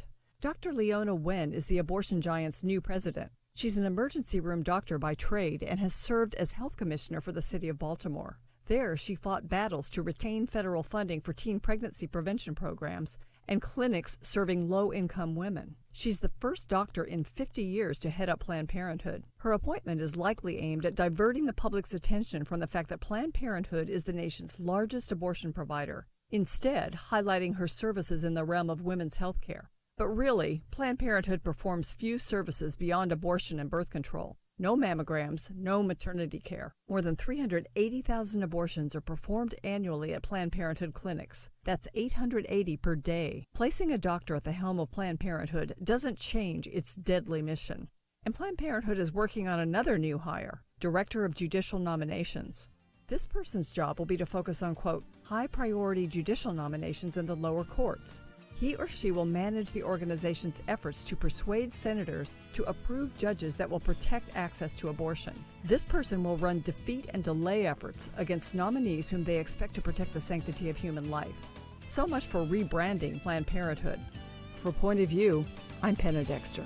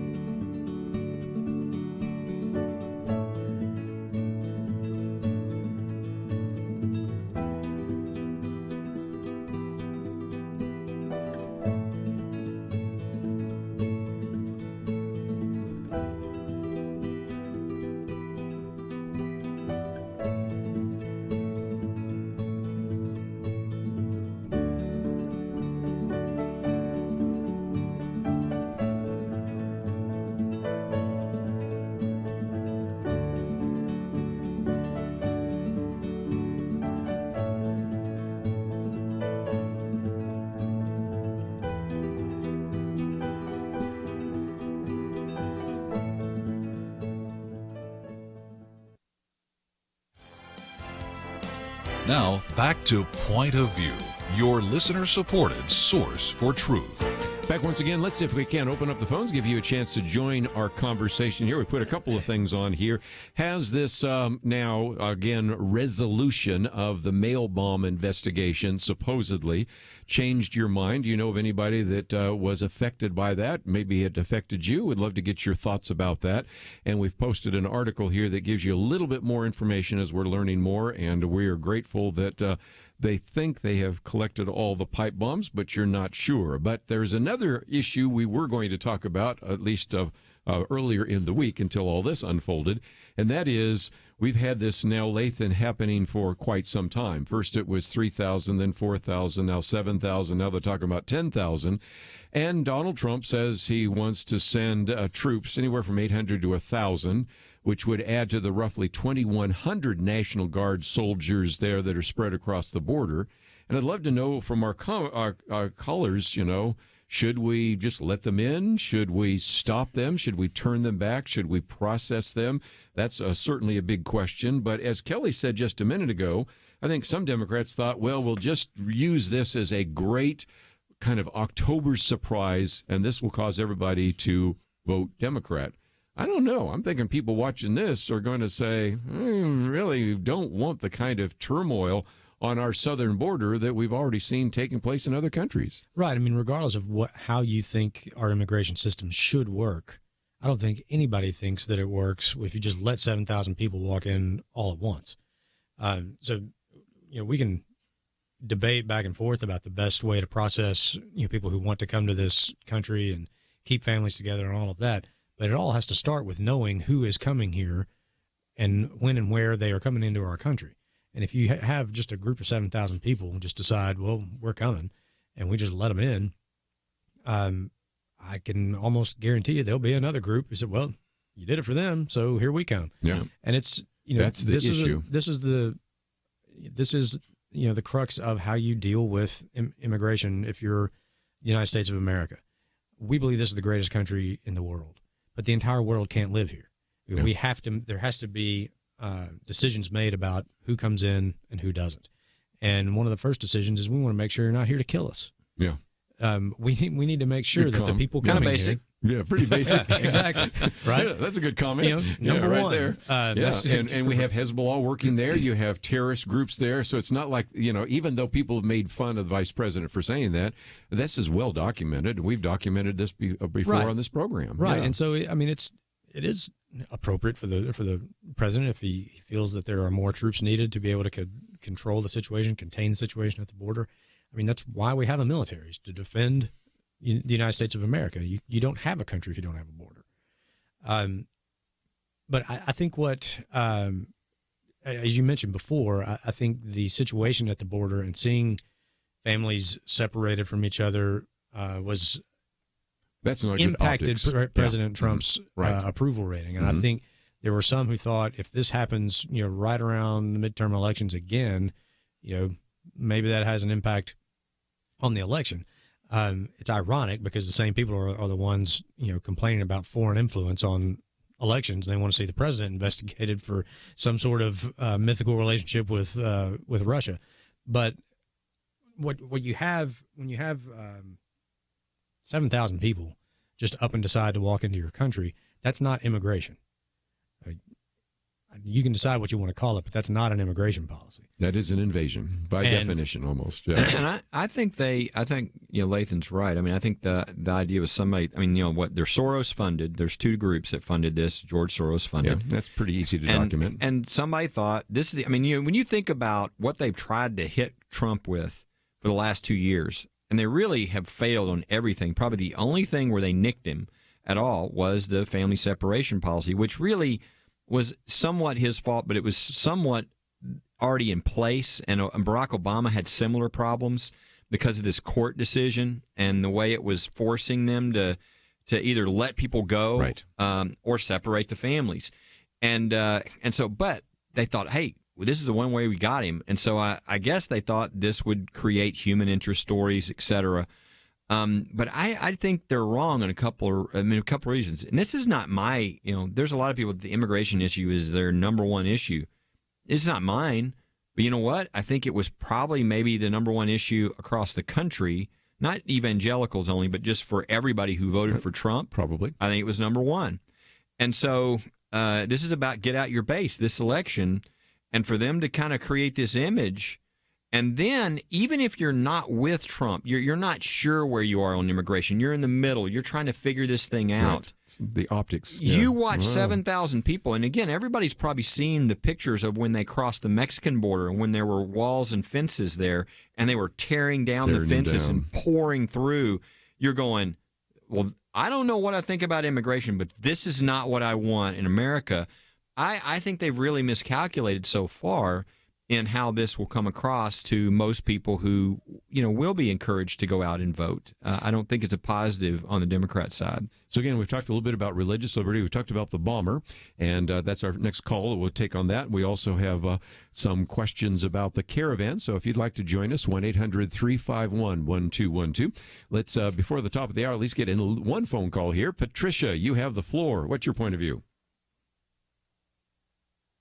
Patricia, you with us? Yeah, go ahead. This is Ovella. Okay, go I think for it. He got the wrong name. Go ahead, Ovella. You're good. Go ahead. Go for it. Oh, yes. Okay. I was talking about the bombing, the attempted bombing. Sure. And I think that some anger was stirred up somewhere. And I'm going to say about the president. Because as I said the other day, whenever I did call, that he has said so many times, this is the Democrats' fault. This is the Democrats' fault. But you don't hear anything about the Democrats saying something about them. It's not on the news like it is with his saying. And maybe all I can hear is what is being told on TV. The radio, and these things get me angered up because when people say, "Well, what's going on? What's going on?" I tell you what's going on. God's word is coming true. These things, it said, in the last days there will be killings, and if you look at the news every day, there is something going on. We are pushing the Bible to the side and then wondering what is going on. Yeah, and I think you got a good point because if, as you said just a minute ago, Lathan, if everything that you have is political, then in a sense politics becomes your God and politics becomes your Bible, and that's a problem. Yeah, absolutely. And then when you see your political ideology, if that is the highest ideal in your life, and you see the things that you believe in being defeated, what recourse are you going to resort to? Well, and again, if you're a Democrat or a progressive right now and you're saying, okay, we don't have the House, we don't have the Senate, we don't have the White House, and we feel like we've lost the Supreme Court, that could create a sense of frustration, too. And maybe that's why we you see these mobs. That's right. Well, you see the people surrounding people and screaming at them at restaurants and et cetera. But, and so I just think, obviously rhetoric on both sides. I mean, we've got this guy who we don't know enough about yet, but it looks like he could be a Trump supporter and be coming from those angles, especially who he sent these things to. But realize, I mean, we had a guy go to a baseball game with our congressman with the names of 4 Republican conservatives in his pocket and, shot them, Steve Scalise and others. So this is happening on both sides.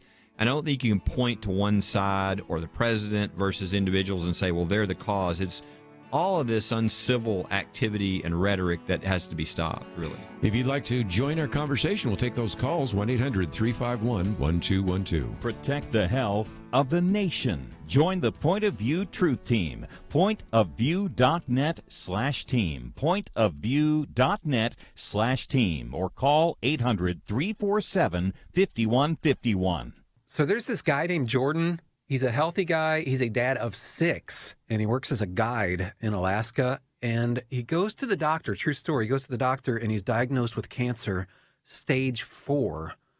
And here's the thing. He had switched earlier from medical insurance to Medishare, where Christians share each other's medical bills. So the question for Jordan and his wife, Jenny, was, is this actually going to work? Our medical bills exceeded $160,000. Medishare members shared all our bills. And it was about more than just the money, too. This is a real community. Medishare is a family, a group of people that stick with you through the hardest times of your life. I just don't know how I could have done it without Medishare. It's so worth looking into. There's a reason this is growing so fast. So if you want to find out more, here is a number for you. 855-90-BIBLE. That's 855-90-BIBLE.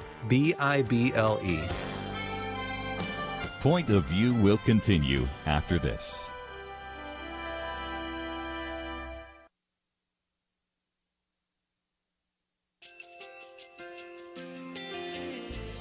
I just want to thank you so much for all the wonderful programming you have. You're just absolutely fantastic. I recently started listening to Point of View, and I really found it interesting because of the different subjects you cover. Thank you for that. I really appreciate everything that you do in keeping us informed. Thank you, Kerby, for everything that you have been doing. I appreciate all the work that you're doing, advocating for the Word of God. Thank you so much.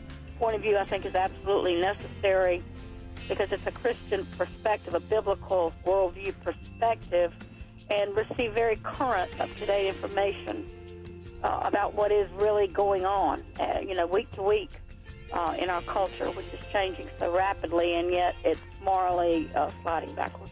Yeah, I'm just, first of all, I thank you guys. Y'all's program is wonderful, and enjoy it every day. I learn so much every time I listen to it.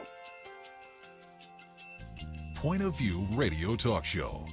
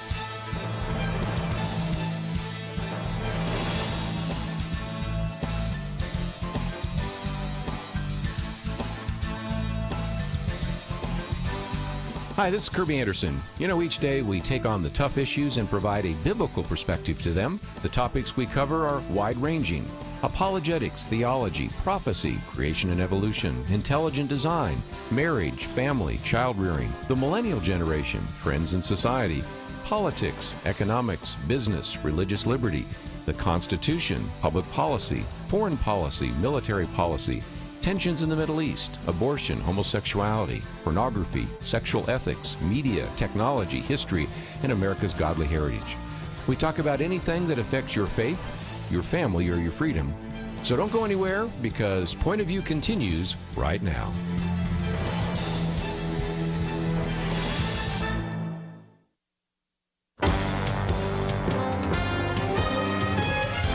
Across America, live. This is Point of View.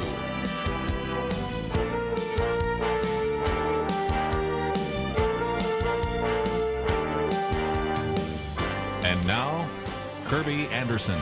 Next hour, if you'd like to join our conversation, 1-800-351-1212. Let me just mention we have some information about the bomber on the website, midterm optics and moderate voters, a very good commentary, a word for CNN, a word for Hollywood, and a word for the president. So again, talking about really we need to tamp down some of this rhetoric. And a little bit later this hour, we're going to be talking with our good friend Rebecca Hagelin because of a piece of legislation that has passed the House, is in front of the Senate. We've talked about this before with some others, but this is called the First Step Act, and was able to get her to come on briefly with us. So we'll talk about that at the bottom of the hour. But let's take some more phone calls. So let's head out to South Carolina. Vivian, what's your point of view for us today? This is in regards to the bombing. Sure. I know that we have lost our first love, but how do you know that this hasn't been a hidden agenda with him? I mean, before Trump's time. You know, sometimes we have less filters now, and we become bolder. And so you're thinking it's an agenda of the bomber or of the president, You know, or that something? he had this in his mind before to do this. Oh, yes. But it didn't just come out. This just triggered it off. Yes, and this is an individual, and again, for those of you just joining us, Caesar Soyak has been having run-ins with the government in the past, has been accused of some other kinds of terrorist-like threats, but this one has actually been acted upon. And so, Kelly, in some respects, we recognize that this may have been something that he's had in his mind for some time, and who knows what exactly triggered all of that. No, that's obviously true. To do this type of thing, you have to be unstable, and that probably happened back in his life at some point. Sure, but it obviously his targets were all of a particular type, right? I mean, he targeted left-wing sort of leaders who have gone against the Trump agenda or Trump himself. And so obviously it's attached to what is now.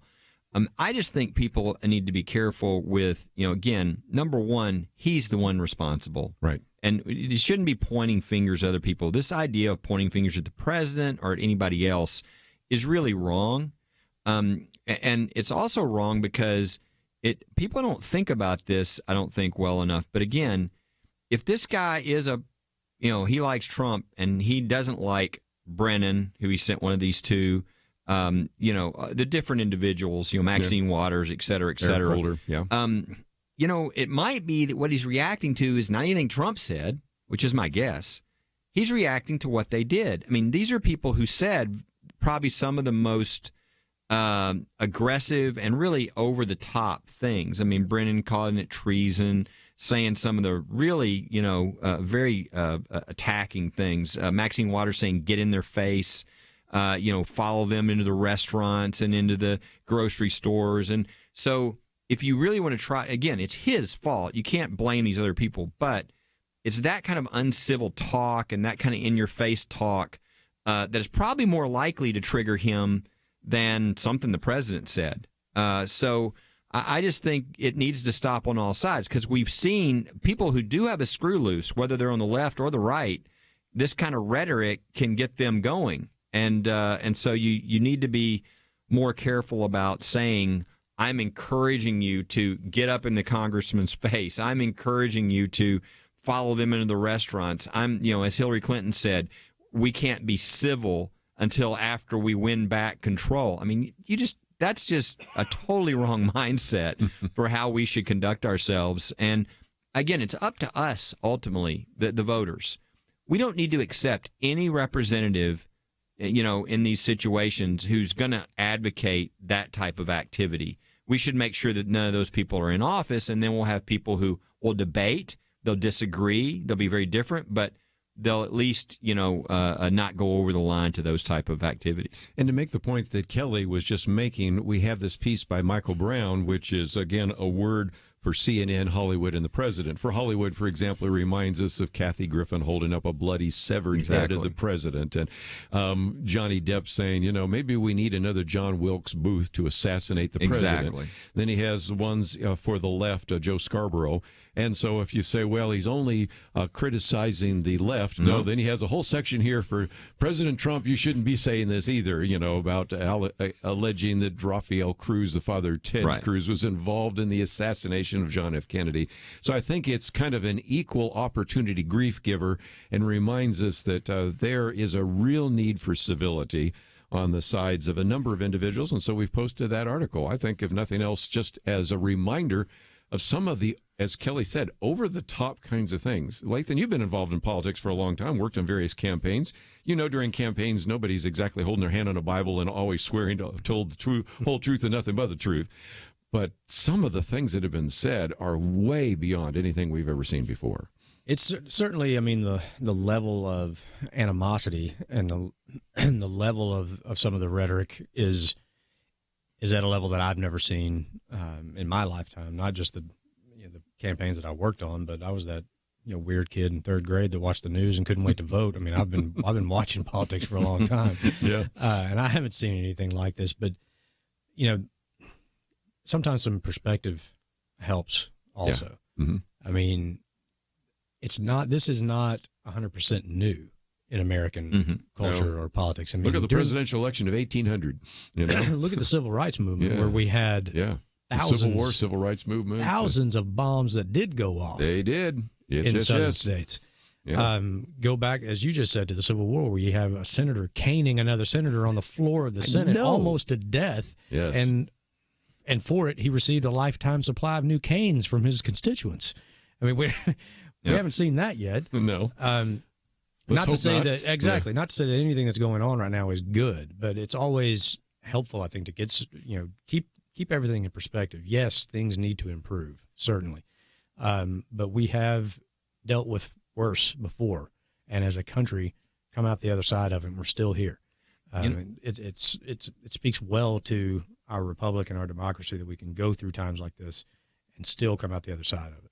Yeah, as Christians who are listening, which is who listens to point of view, what is our challenge? What are we to do in light of what's all going around?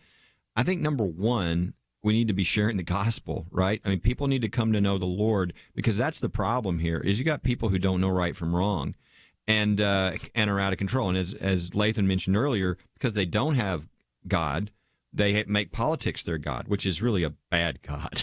It's really going to disappoint you. Yes. But so number one, we need to be, and I think, look, Trump's made a lot of mistakes, done a lot of things. The one thing he's done is blow a hole in political correctness, and there's more of an ability to people speak the truth. And I think that includes the gospel. I think there's more openness now to do that. So number one, do that. Number two, we know right from wrong. We can insist that incivility is spoken against, and that we call it out, and that we demand better. And then the other thing I would say is, support things that are working on. Support somebody that's doing evangelical work. Go make a donation right now, or support religious freedom so that more of this can happen. Do something. You can do something. We'll take a break. Take some more phone calls right after this.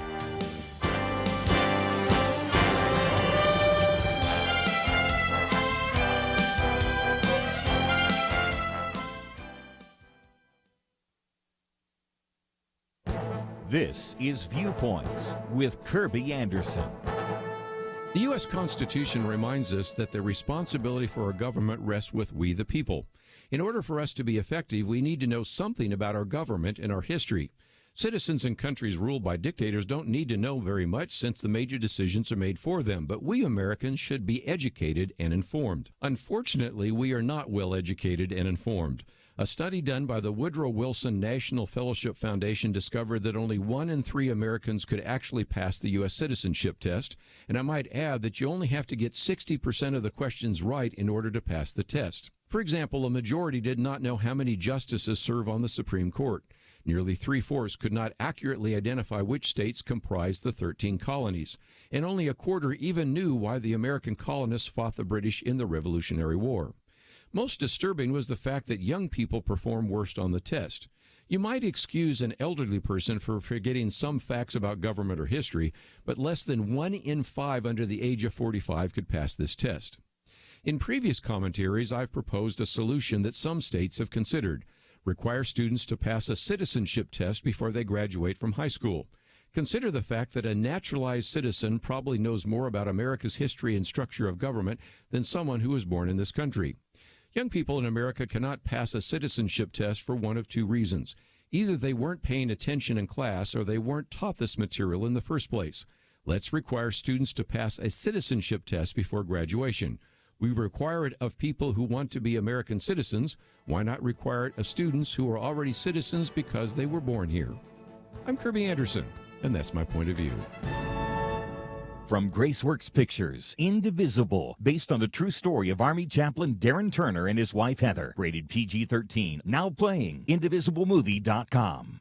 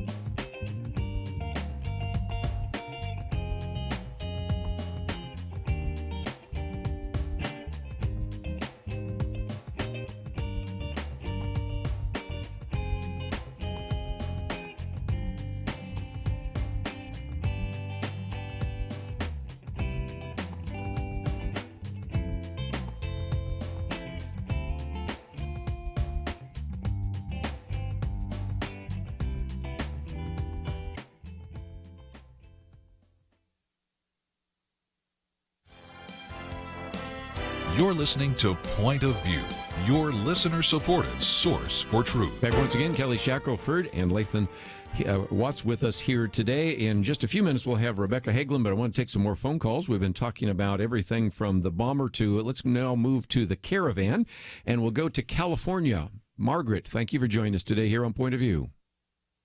Hi, nice talking to you. And what would you like to add to our conversation today? Well, I'm calling from California, and typical of my area, I am a Democrat. I'm not an extreme Democrat. I'd say I'm pretty moderate. I just feel that bringing in 7,000 people who they know nothing about is a terrible idea. And I think that's a very negative precedent. And once again, I am a Democrat. I think in general, bringing in immigrants is a good thing if they are vetted and they're going to contribute and they're not going to create a hazard for other citizens. But at the same time, I think that bringing in 7,000 people we know nothing about is a horrible idea. I think so. And not only that, they're coming through. I mean, it looks like they're mostly going to be coming to California. Is what I'm seeing is where they're Arizona, being directed. Texas, yeah, but especially probably mostly in Texas, California, because there's going to be a magnet. In other words, if you want to go and get on some kind of benefits, you're probably going to, Lathan, get better benefits in California than you are in Texas right now. Well, policy matters. Yeah. I mean, the elections have consequences, as somebody once said. Yes. That's the thing that's so, I think that's so frustrating about this whole issue to me is I think, as the caller, as she just showed, I think most Americans probably believe the same things on most of the immigration. Let's do it legal. Let's have our borders, protected. Let's let people in, but let's make sure, we know who's coming in. But yet the people in Congress, won't fix this problem.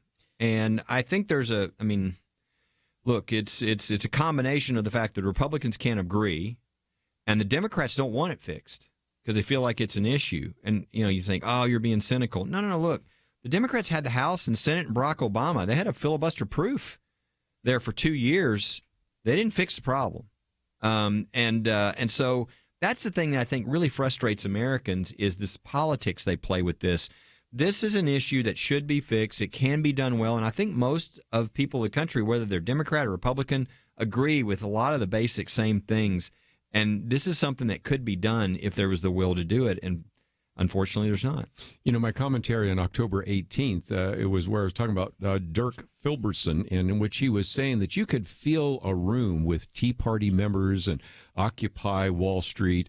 Now, maybe if you've had Antifa in there, it wouldn't work. But he's saying you can get some really what you would think are extreme ideas. But when you get down to the issue of immigration, most Americans, I don't care if you're Republican or Democrat, liberal or conservative, say, yes, we like immigrants. We actually need immigrants. We actually have more jobs right now than we have people taking those jobs. So, yes, but we'd like to have the people that could come in and could take those jobs that speak the language or that want to assimilate with our culture. We just don't want people rushing through the border where it looks like it's the day after Christmas, sale or something like this, or it looks like one of those soccer match situations where there's no order. People don't want chaos, and I don't care if you're a Republican, Democrat, liberal, or conservative. The chaos, I think, is what scares some people right now. Definitely so. And if you're gonna approach this problem, a lot depends on what is the premise of the question. Yeah. So if the basis of the argument is over what is best for the immigrant, the answer will inevitably always end up being the same. You can wander around and go through a bunch of policy differences, but if you start the question as what is best for this person that wants to come here, the answer will always end up being let them in, because this is a better country than the country that they left. Nobody disagrees with that. Right. The beginning of the question has to be for any country, not just the U.S., any country that has a right to control its own border and who comes and goes. The question has to be what is best for this country. And just like you said, we have a lot of jobs right now that need to be filled, and there are probably plenty of people who could come here and fill those jobs who present no threat to the country, who want to become Americans, not just to benefit from living in America. There's a big difference. Yeah.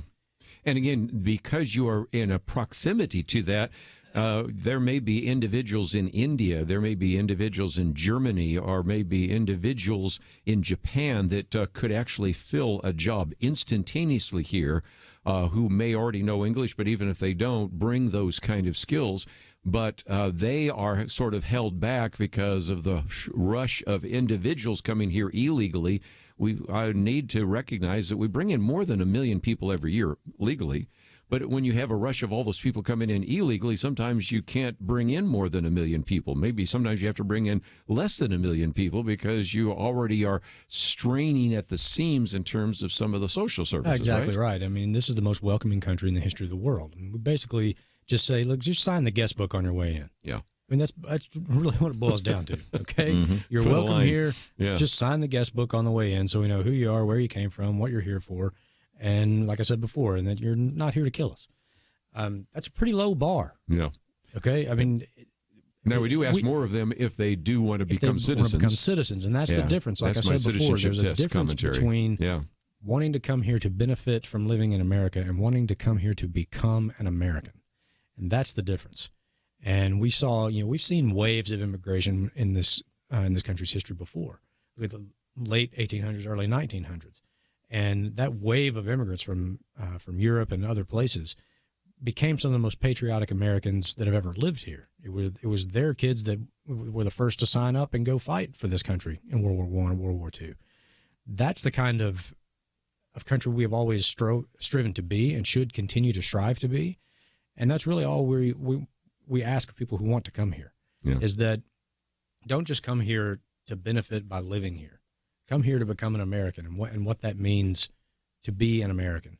And we can't assess that if you're coming 7,000 at a time, just pushing your way across the border. Yeah. And again, I mentioned the citizenship test. If I can promote my commentary for today, it's called Historical Illiteracy. And that is where the Woodrow Wilson National Fellowship Foundation found that only 1 in 3 Americans could pass the citizenship test, which only requires you to get 60 questions right.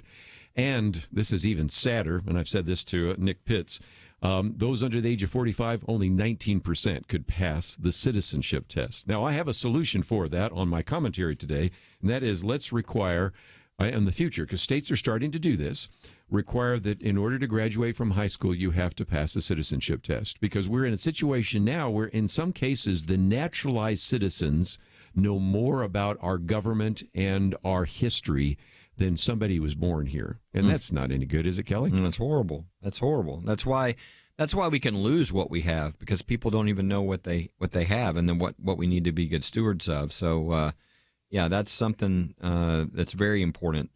You hear these things all the time. People go and they talk to people and they ask questions, and they don't know any of the First Amendment rights, and they don't know all these different things. And that's something we ought to remedy for the whole country. Everybody needs to understand the basics of our country. This will make your teeth hurt a little bit, your head ache. A majority, 57%, did not know how many justices on the Supreme Court. Now, we just had one of the most contentious debates ever about a Supreme Court justice, and they couldn't come up with the word 9. That's pretty bad. It is, but I would, again, we mentioned this earlier, please pray, because of those 9 who are meeting in private let's talk about today, that right now. Yeah. There's 9 of them meeting today, and only those justices, nobody else is in that room. And all we need is 4 to vote to take a case, and they have 2 huge cases. They have the Bladensburg Cross case, the Veterans Memorial outside of Washington, D.C., that's been ordered unconstitutional after 100 years. We would have crosses all over the country going down if that is not overturned. And then we also have the Coach Kennedy case, the coach who was fired for having a silent prayer by himself after the football game. And that decision by the Ninth Circuit is very extreme. It basically says anybody who works for the government in any capacity, if they do anything in public that's religious, they can be fired. I mean, that's not the law of this country. So those are 2 huge cases that those 9 justices are voting on today. And I would encourage, please, if you're a listener or if you're hearing this, pray. Pray for the court on those 2 cases. Pray that God would use those to really bring a freedom back to this country. And I think it's very possible, but it's in their hands. They do need to know about our justices, and people do need to be in prayer for these cases. Let's take a break. When we come back, we'll have Rebecca Hagelin. I recognize we've got almost a full bank of phone calls, so if you hold on after we finish with her, we just wanted to talk with her briefly about a piece of legislation that is in front of the United States Senate. A very good piece of legislation has already passed the House. It has to do with the problem with what we have right now with sentencing and those kinds of things, and so we want to get into what's called the First Step Act. And so we want to talk about that briefly with her, and then we'll come back to some of the phone calls. I know one of you want to know, well, how do we screen people that come into this country? So we'll try to talk about that a little bit and try to answer a few more of your questions and get some of your comments, but we need to take a break. Privileged to have in studio with us today Kelly Shackelford, Lathan Watts there with First Liberty, and we have a link there where you can sign the petition and you can even send a note of encouragement. From Graceworks Pictures comes Indivisible, based on the true story of Army Chaplain Darren Turner and his wife Heather. It is with great honor that I have served my country, but I only stand before you today because Jesus is my rock, and because I have a family who loves and believes in me. One marriage, one family, under God. Indivisible. Rated PG-13. May be inappropriate for children under 13. Now playing. More information is available at indivisiblemovie.com. A major problem with socialism is that it allows people to benefit from the hard work of others. It permits the idle and indifferent to live off the efforts of their neighbors. For a society to prosper, everyone who is able has to contribute. And that's the only way Point of View Radio can bring you truth. We are profoundly thankful for you who have joined the Truth Team and make this program possible. If you're not on board, join today. Invest in our future together. Visit pointofview.net/team or call 800-347-5151. Pointofview.net/team and 800-347-5151. Point of View will continue after this.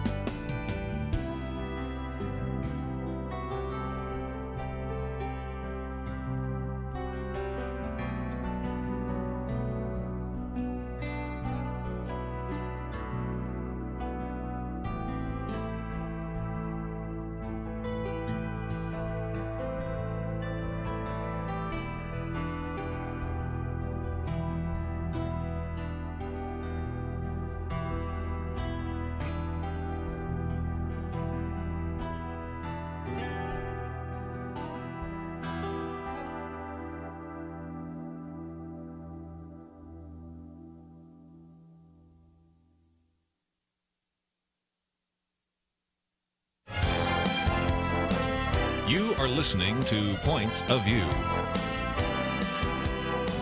The opinions expressed on Point of View do not necessarily reflect the views of the management or staff of this station.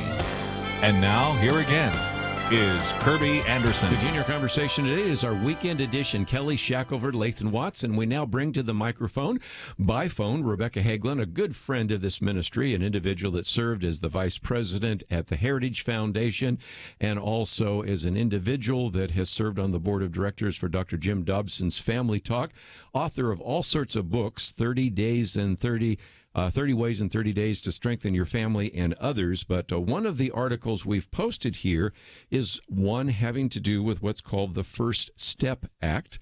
We talked about this a couple of months ago with Star Parker, but Rebecca Hagelin had a piece that came out that we wanted you to know about, and so we've posted it on the website. And Rebecca, always great to have you on the program with us. Hey, Kerby, it always feels like I'm coming home when I'm on the air with you. Well, it is great. And of course, you know Kelly, and I think you probably have met Lathan. And let's talk about this for just a minute, because this is a piece of legislation that has passed the House, but it's before the United States Senate. But as I read your commentary that came out a while ago, you actually have had a chance to see what that looks like in a women's prison. Tell us more. Yeah, well, the First Step Act, it's important for people to know that it has two basic components. One is much-needed prison reform, and the other are a few mild sentencing reform provisions that have been added by Senator Grassley, supported by Senator Mike Lee, Senator Rand Paul. And basically, this piece of legislation is long overdue. It models what's been done in state prisons. Texas is a prime example.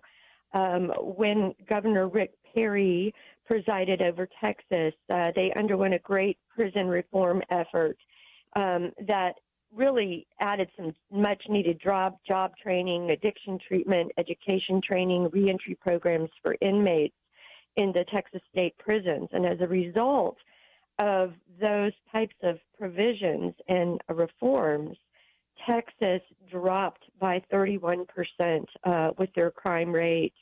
There are 20% fewer prisoners now in Texas, 8% fewer prisons, and a savings of $2 billion. But, you know, even as equally as important as all that is, you've got redeemed lives, people who were former prisoners who are now living productive lives and aren't doing crime, involved in crime all over again, which, of course, is the big problem in prisons, is that a full 40% of inmates released from prisons within 3 years will be back behind bars for committing another crime. So it's an awful recidivism rate that we're trying to change across the country. And, you know, having been in women's prisons many, many times, I've seen women who are locked up for 20 years for their first-time drug offense, whose children get to see them a few hours every month and eventually stop coming altogether. You know, they have arts and crafts classes, but other than that, they don't have many opportunities to better themselves. And this just addresses the runaway drug crisis in our country by offering drug treatment. And it also helps to reduce crime and, again, knock down that very high recidivism rate. So I'm excited about the potential of this passing in the Senate. It's a big initiative by President Trump, led by Jared Kushner and a broad coalition of folks from both sides of the political aisle. And we are hoping and praying it comes up for a vote before the Senate right after the elections. Rebecca, this is Kelly Shackelford. Hey, Kelly. Explain to people, because I've seen this. It's been very effective. I know some of the people who masterminded some of the concepts here that tried it in Texas, and it had a lot of success. But there are always people who are sort of, you know, they would call themselves law and order, that don't like any of these changes. It's like lock people up and keep them there forever, and it's kind of short-sighted in what happens and not taking care of them when they come out. And so explain who the opposition is, that why this isn't through the Senate already. It's got bipartisan support, but yet it's still having trouble getting over the end line here. Yeah, well, the biggest voice of opposition are some of the bureaucrats in the Department of Justice who like to point to, all these arrests they do of drug dealers, small-time drug dealers, and saying, oh, my gosh, you're just going to release these people back on the streets. But the reality is that, the deep state and the bureaucracy inside the Department of Justice is going to do anything they can to thwart anything that Donald Trump wants to do. It's a big problem we're facing. But the other reality is that although DOJ can point to, on the federal level, a lot of drug distribution arrests, what they don't tell people is only 14% of those arrests are the drug kingpins, the masterminds, the cartel-type people. The other 86% are the addict that's standing on the street corner that once he's arrested and thrown into prison for 20 years and given no help or hope is quickly replaced the next day with another throwaway human being. And so that's what this addresses, is those lower-level people who are mostly addicts who really need some help. Yes, they need punishment. They don't need 20 years of punishment with no help. So there's a lot of misinformation out there. I have to admit, Kelly, I used to be, 20 years ago, a lock them up and throw away the key conservative, because I came out of that era where we felt like criminals were being coddled, and so everybody got what they called tough on crime, right? And then when I became familiar with what goes on inside of our prisons, that the vast majority of prisons contain a large population, for instance, of people with severe mental health brain disorders, schizophrenia and bipolar, they're not getting treatment. When you've got, a drug addict who really needs some help and wants to better their lives and not getting it. And then I realized, America's prisons, we have the highest inmate population in the entire world. On any given day in the United States, 2.2 million people are in jail and prison, and 25% of the entire Department of Justice budget goes just to our prisons. We've got a lot of lives wasting away. We've got to stop warehousing human beings, and we've got to start offering programs to make them job ready when they exit. Another element, quite frankly, of people that haven't quite got on board with this are some well-meaning conservatives who just haven't sat back and examined the facts. I mean, and the facts are, as you know, Kelly, our prison systems have been failing, and we have a huge drug crisis in this country, an opioid crisis. So what we've been doing on that front hasn't been working either. And so in America, our founding fathers came up with this idea of federalism, that states could be incubators for great ideas, right? We could see when we do federal legislation what's worked in the states. And so the First Step Act takes the best of what's worked in prison reform in your state of Texas, Utah, Georgia, South Carolina, and applies it to our federal prison system. And one of the things I might just mention, Lathan, you've been with Rick Perry, and you've seen the success in Texas. And, of course, we've had various individuals. We even had a warden from one of the prisons in Louisiana. And, first of all, sometimes the best answer is the gospel and Christian ideas. But you've seen the success of some of this in these states, haven't you? Well, certainly. And, Rebecca, I'm glad that you mentioned sort of your evolution on your views on this issue, because a lot of what has put these people in prison for a long time come from these sentencing guidelines came from sort of a knee-jerk reaction to a problem back in the, say, mid to late 80s when crack cocaine just sort of exploded in urban areas and inner cities. Yeah. And it was decimating minority communities. And a lot of leaders in minority communities in those were pressing their elected officials to toughen the penalties on crack cocaine, to put people away for a really long time. And now we've come kind of full circle and we see the result of that. And a lot of people are saying these sentencing guidelines are discriminatory against people from the inner city because it penalizes crack cocaine more than it does powdered cocaine or marijuana or heroin or whatever it is. But that was exactly what was being called for at the time, because they wanted people to get tougher on the crime that was destroying urban areas in this country. Well, Rebecca, we've Yeah. got less than a minute left, so give us some action items. We've got your piece here, and I guess we want to encourage every listener to contact their 2 senators. True? Absolutely. I mean, that is the biggest thing that people can do, the most important thing.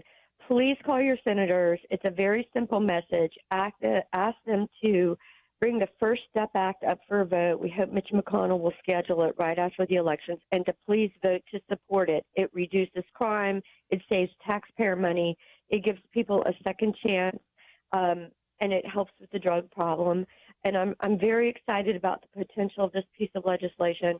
No legislation is absolutely 100% perfect, but it'll be a great start. So thank you so much. Rebecca, thank you for joining us. We'll take a break, and we'll take some more of your phone calls right after this.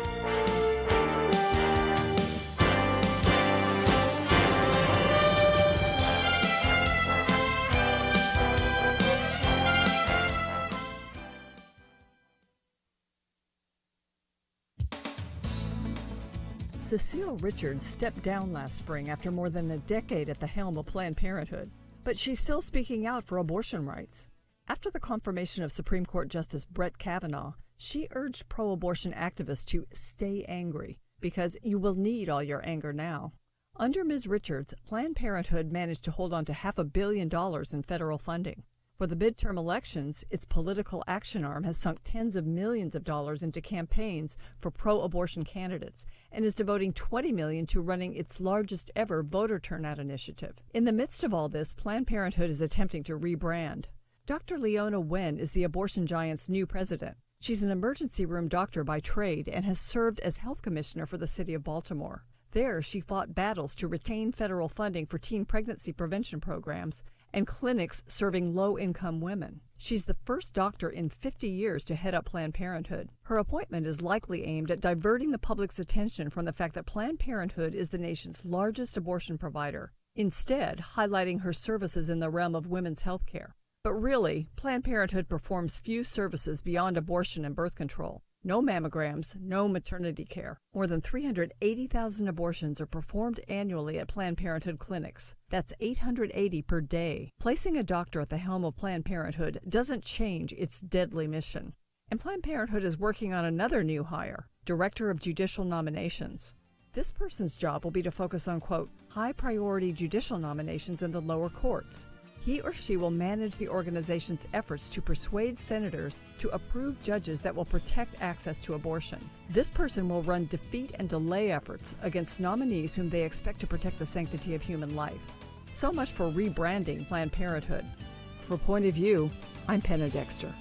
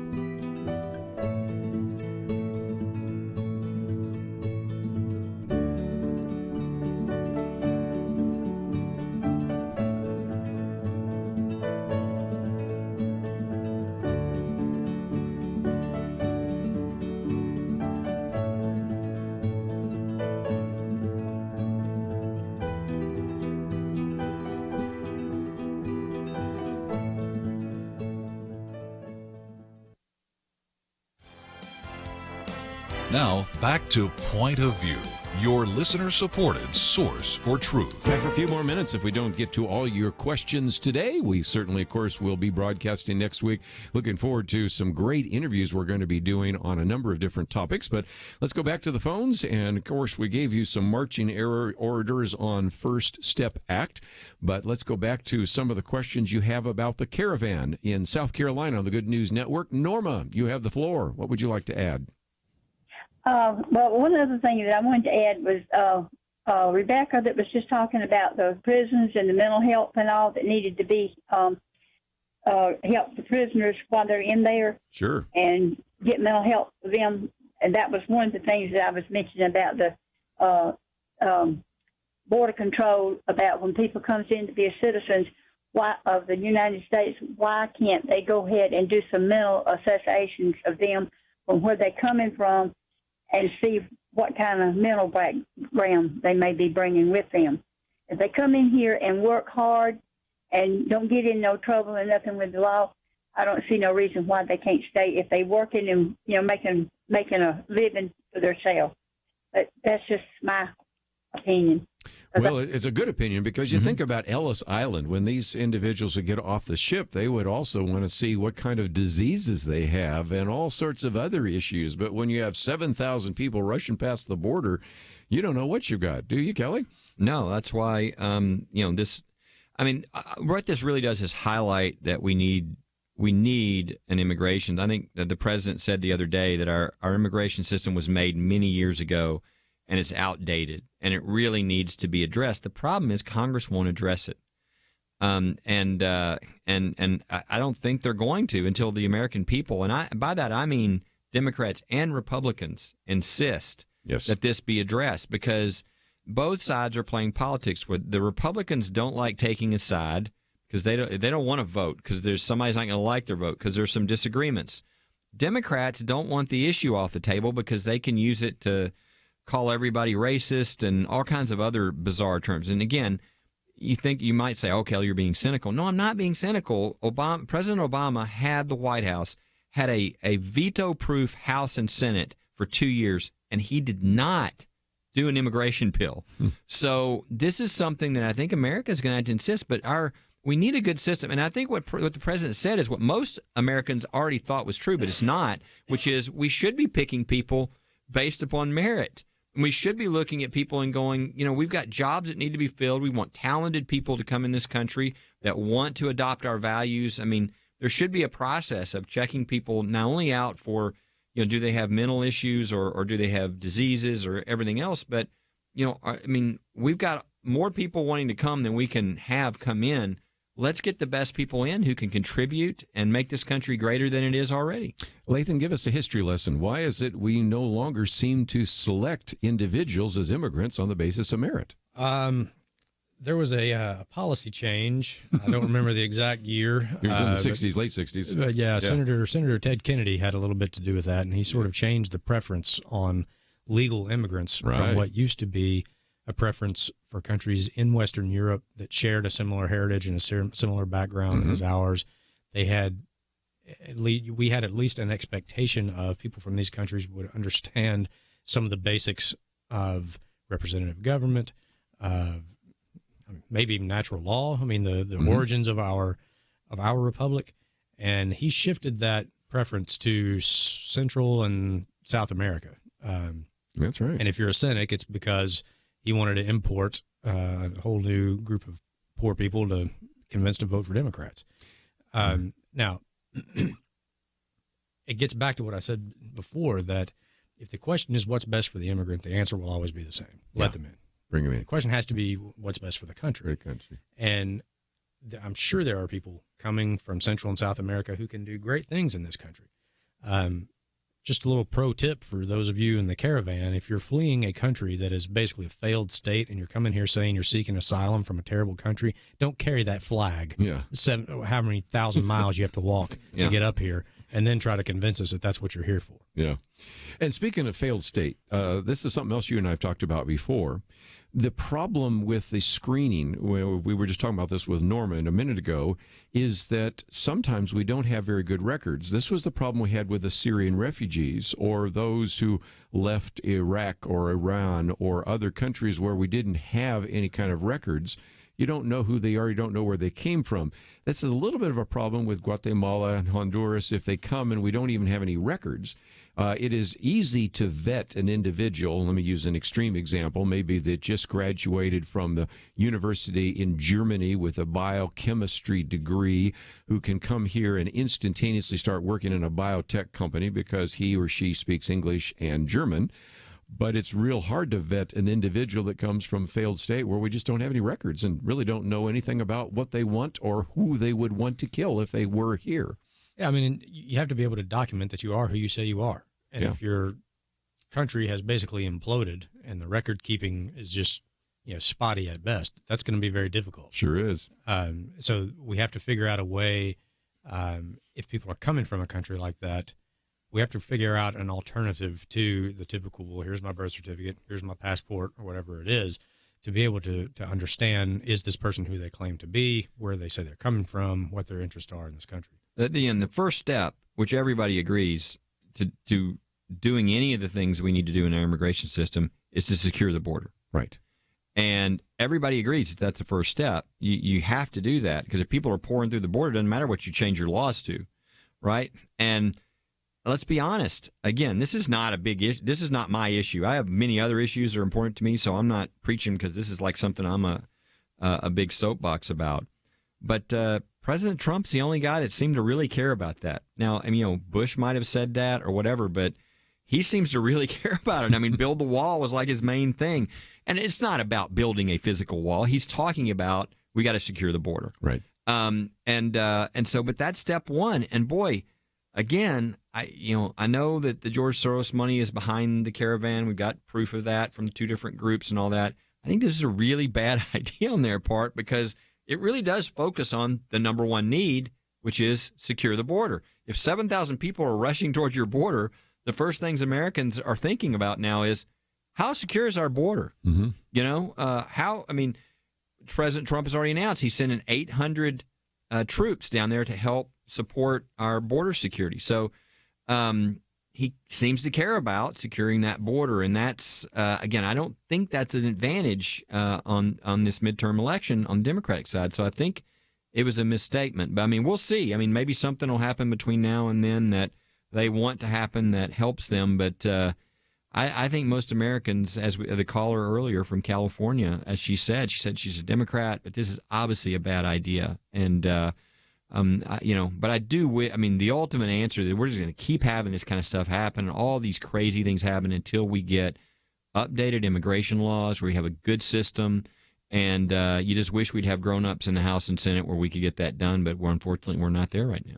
I see one of the callers wants to talk about immigration, but we're out of time. And let me just mention that one of the booklets I've put together is kind of how to think about immigration biblically. And it's one where you got 2 kind of contrasting kind of ideas. One are biblical convictions about the rule of law, Romans 13, 1-7, and certainly wanting to have secure borders. But on the other hand, our biblical compassion of wanting to treat all individuals, because they're created in the image of God, with respect and dignity, and how we would begin to vet individuals, how we would grant amnesty, but also how we would think through that issue. So it's available if you'd like to get it. And again, we'll come back to this issue because this caravan continues to move north. I want to thank both of you guys. Let me mention one more time, we have a link to First Liberty. As you go there, first of all, you'll see some great material that is there so that you can speak out on the issue of free speech and even be an encouragement to Aaron and Melissa Klein. We also have a petition about the Bladensburg Memorial, and I encourage you to pray about those issues. Have a great weekend. We'll see you back here on Monday. Protect the health of the nation. Join the Point of View Truth Team. pointofview.net/team. pointofview.net/team. Or call 800-347-5151. So there's this guy named Jordan. He's a healthy guy. He's a dad of 6, and he works as a guide in Alaska. And he goes to the doctor, true story, he goes to the doctor, and he's diagnosed with cancer, stage 4. And here's the thing. He had switched earlier from medical insurance to Medishare, where Christians share each other's medical bills. So the question for Jordan and his wife, Jenny, was, is this actually going to work? Our medical bills exceeded $160,000. Medishare members shared all our bills. And it was about more than just the money, too. This is a real community. Medishare is a family, a group of people that stick with you through the hardest times of your life. I just don't know how I could have done it without Medishare. It's so worth looking into. There's a reason this is growing so fast. So if you want to find out more, here is a number for you. 855-90-BIBLE. That's 855-90-BIBLE. Point of View is produced by Point of View Ministries.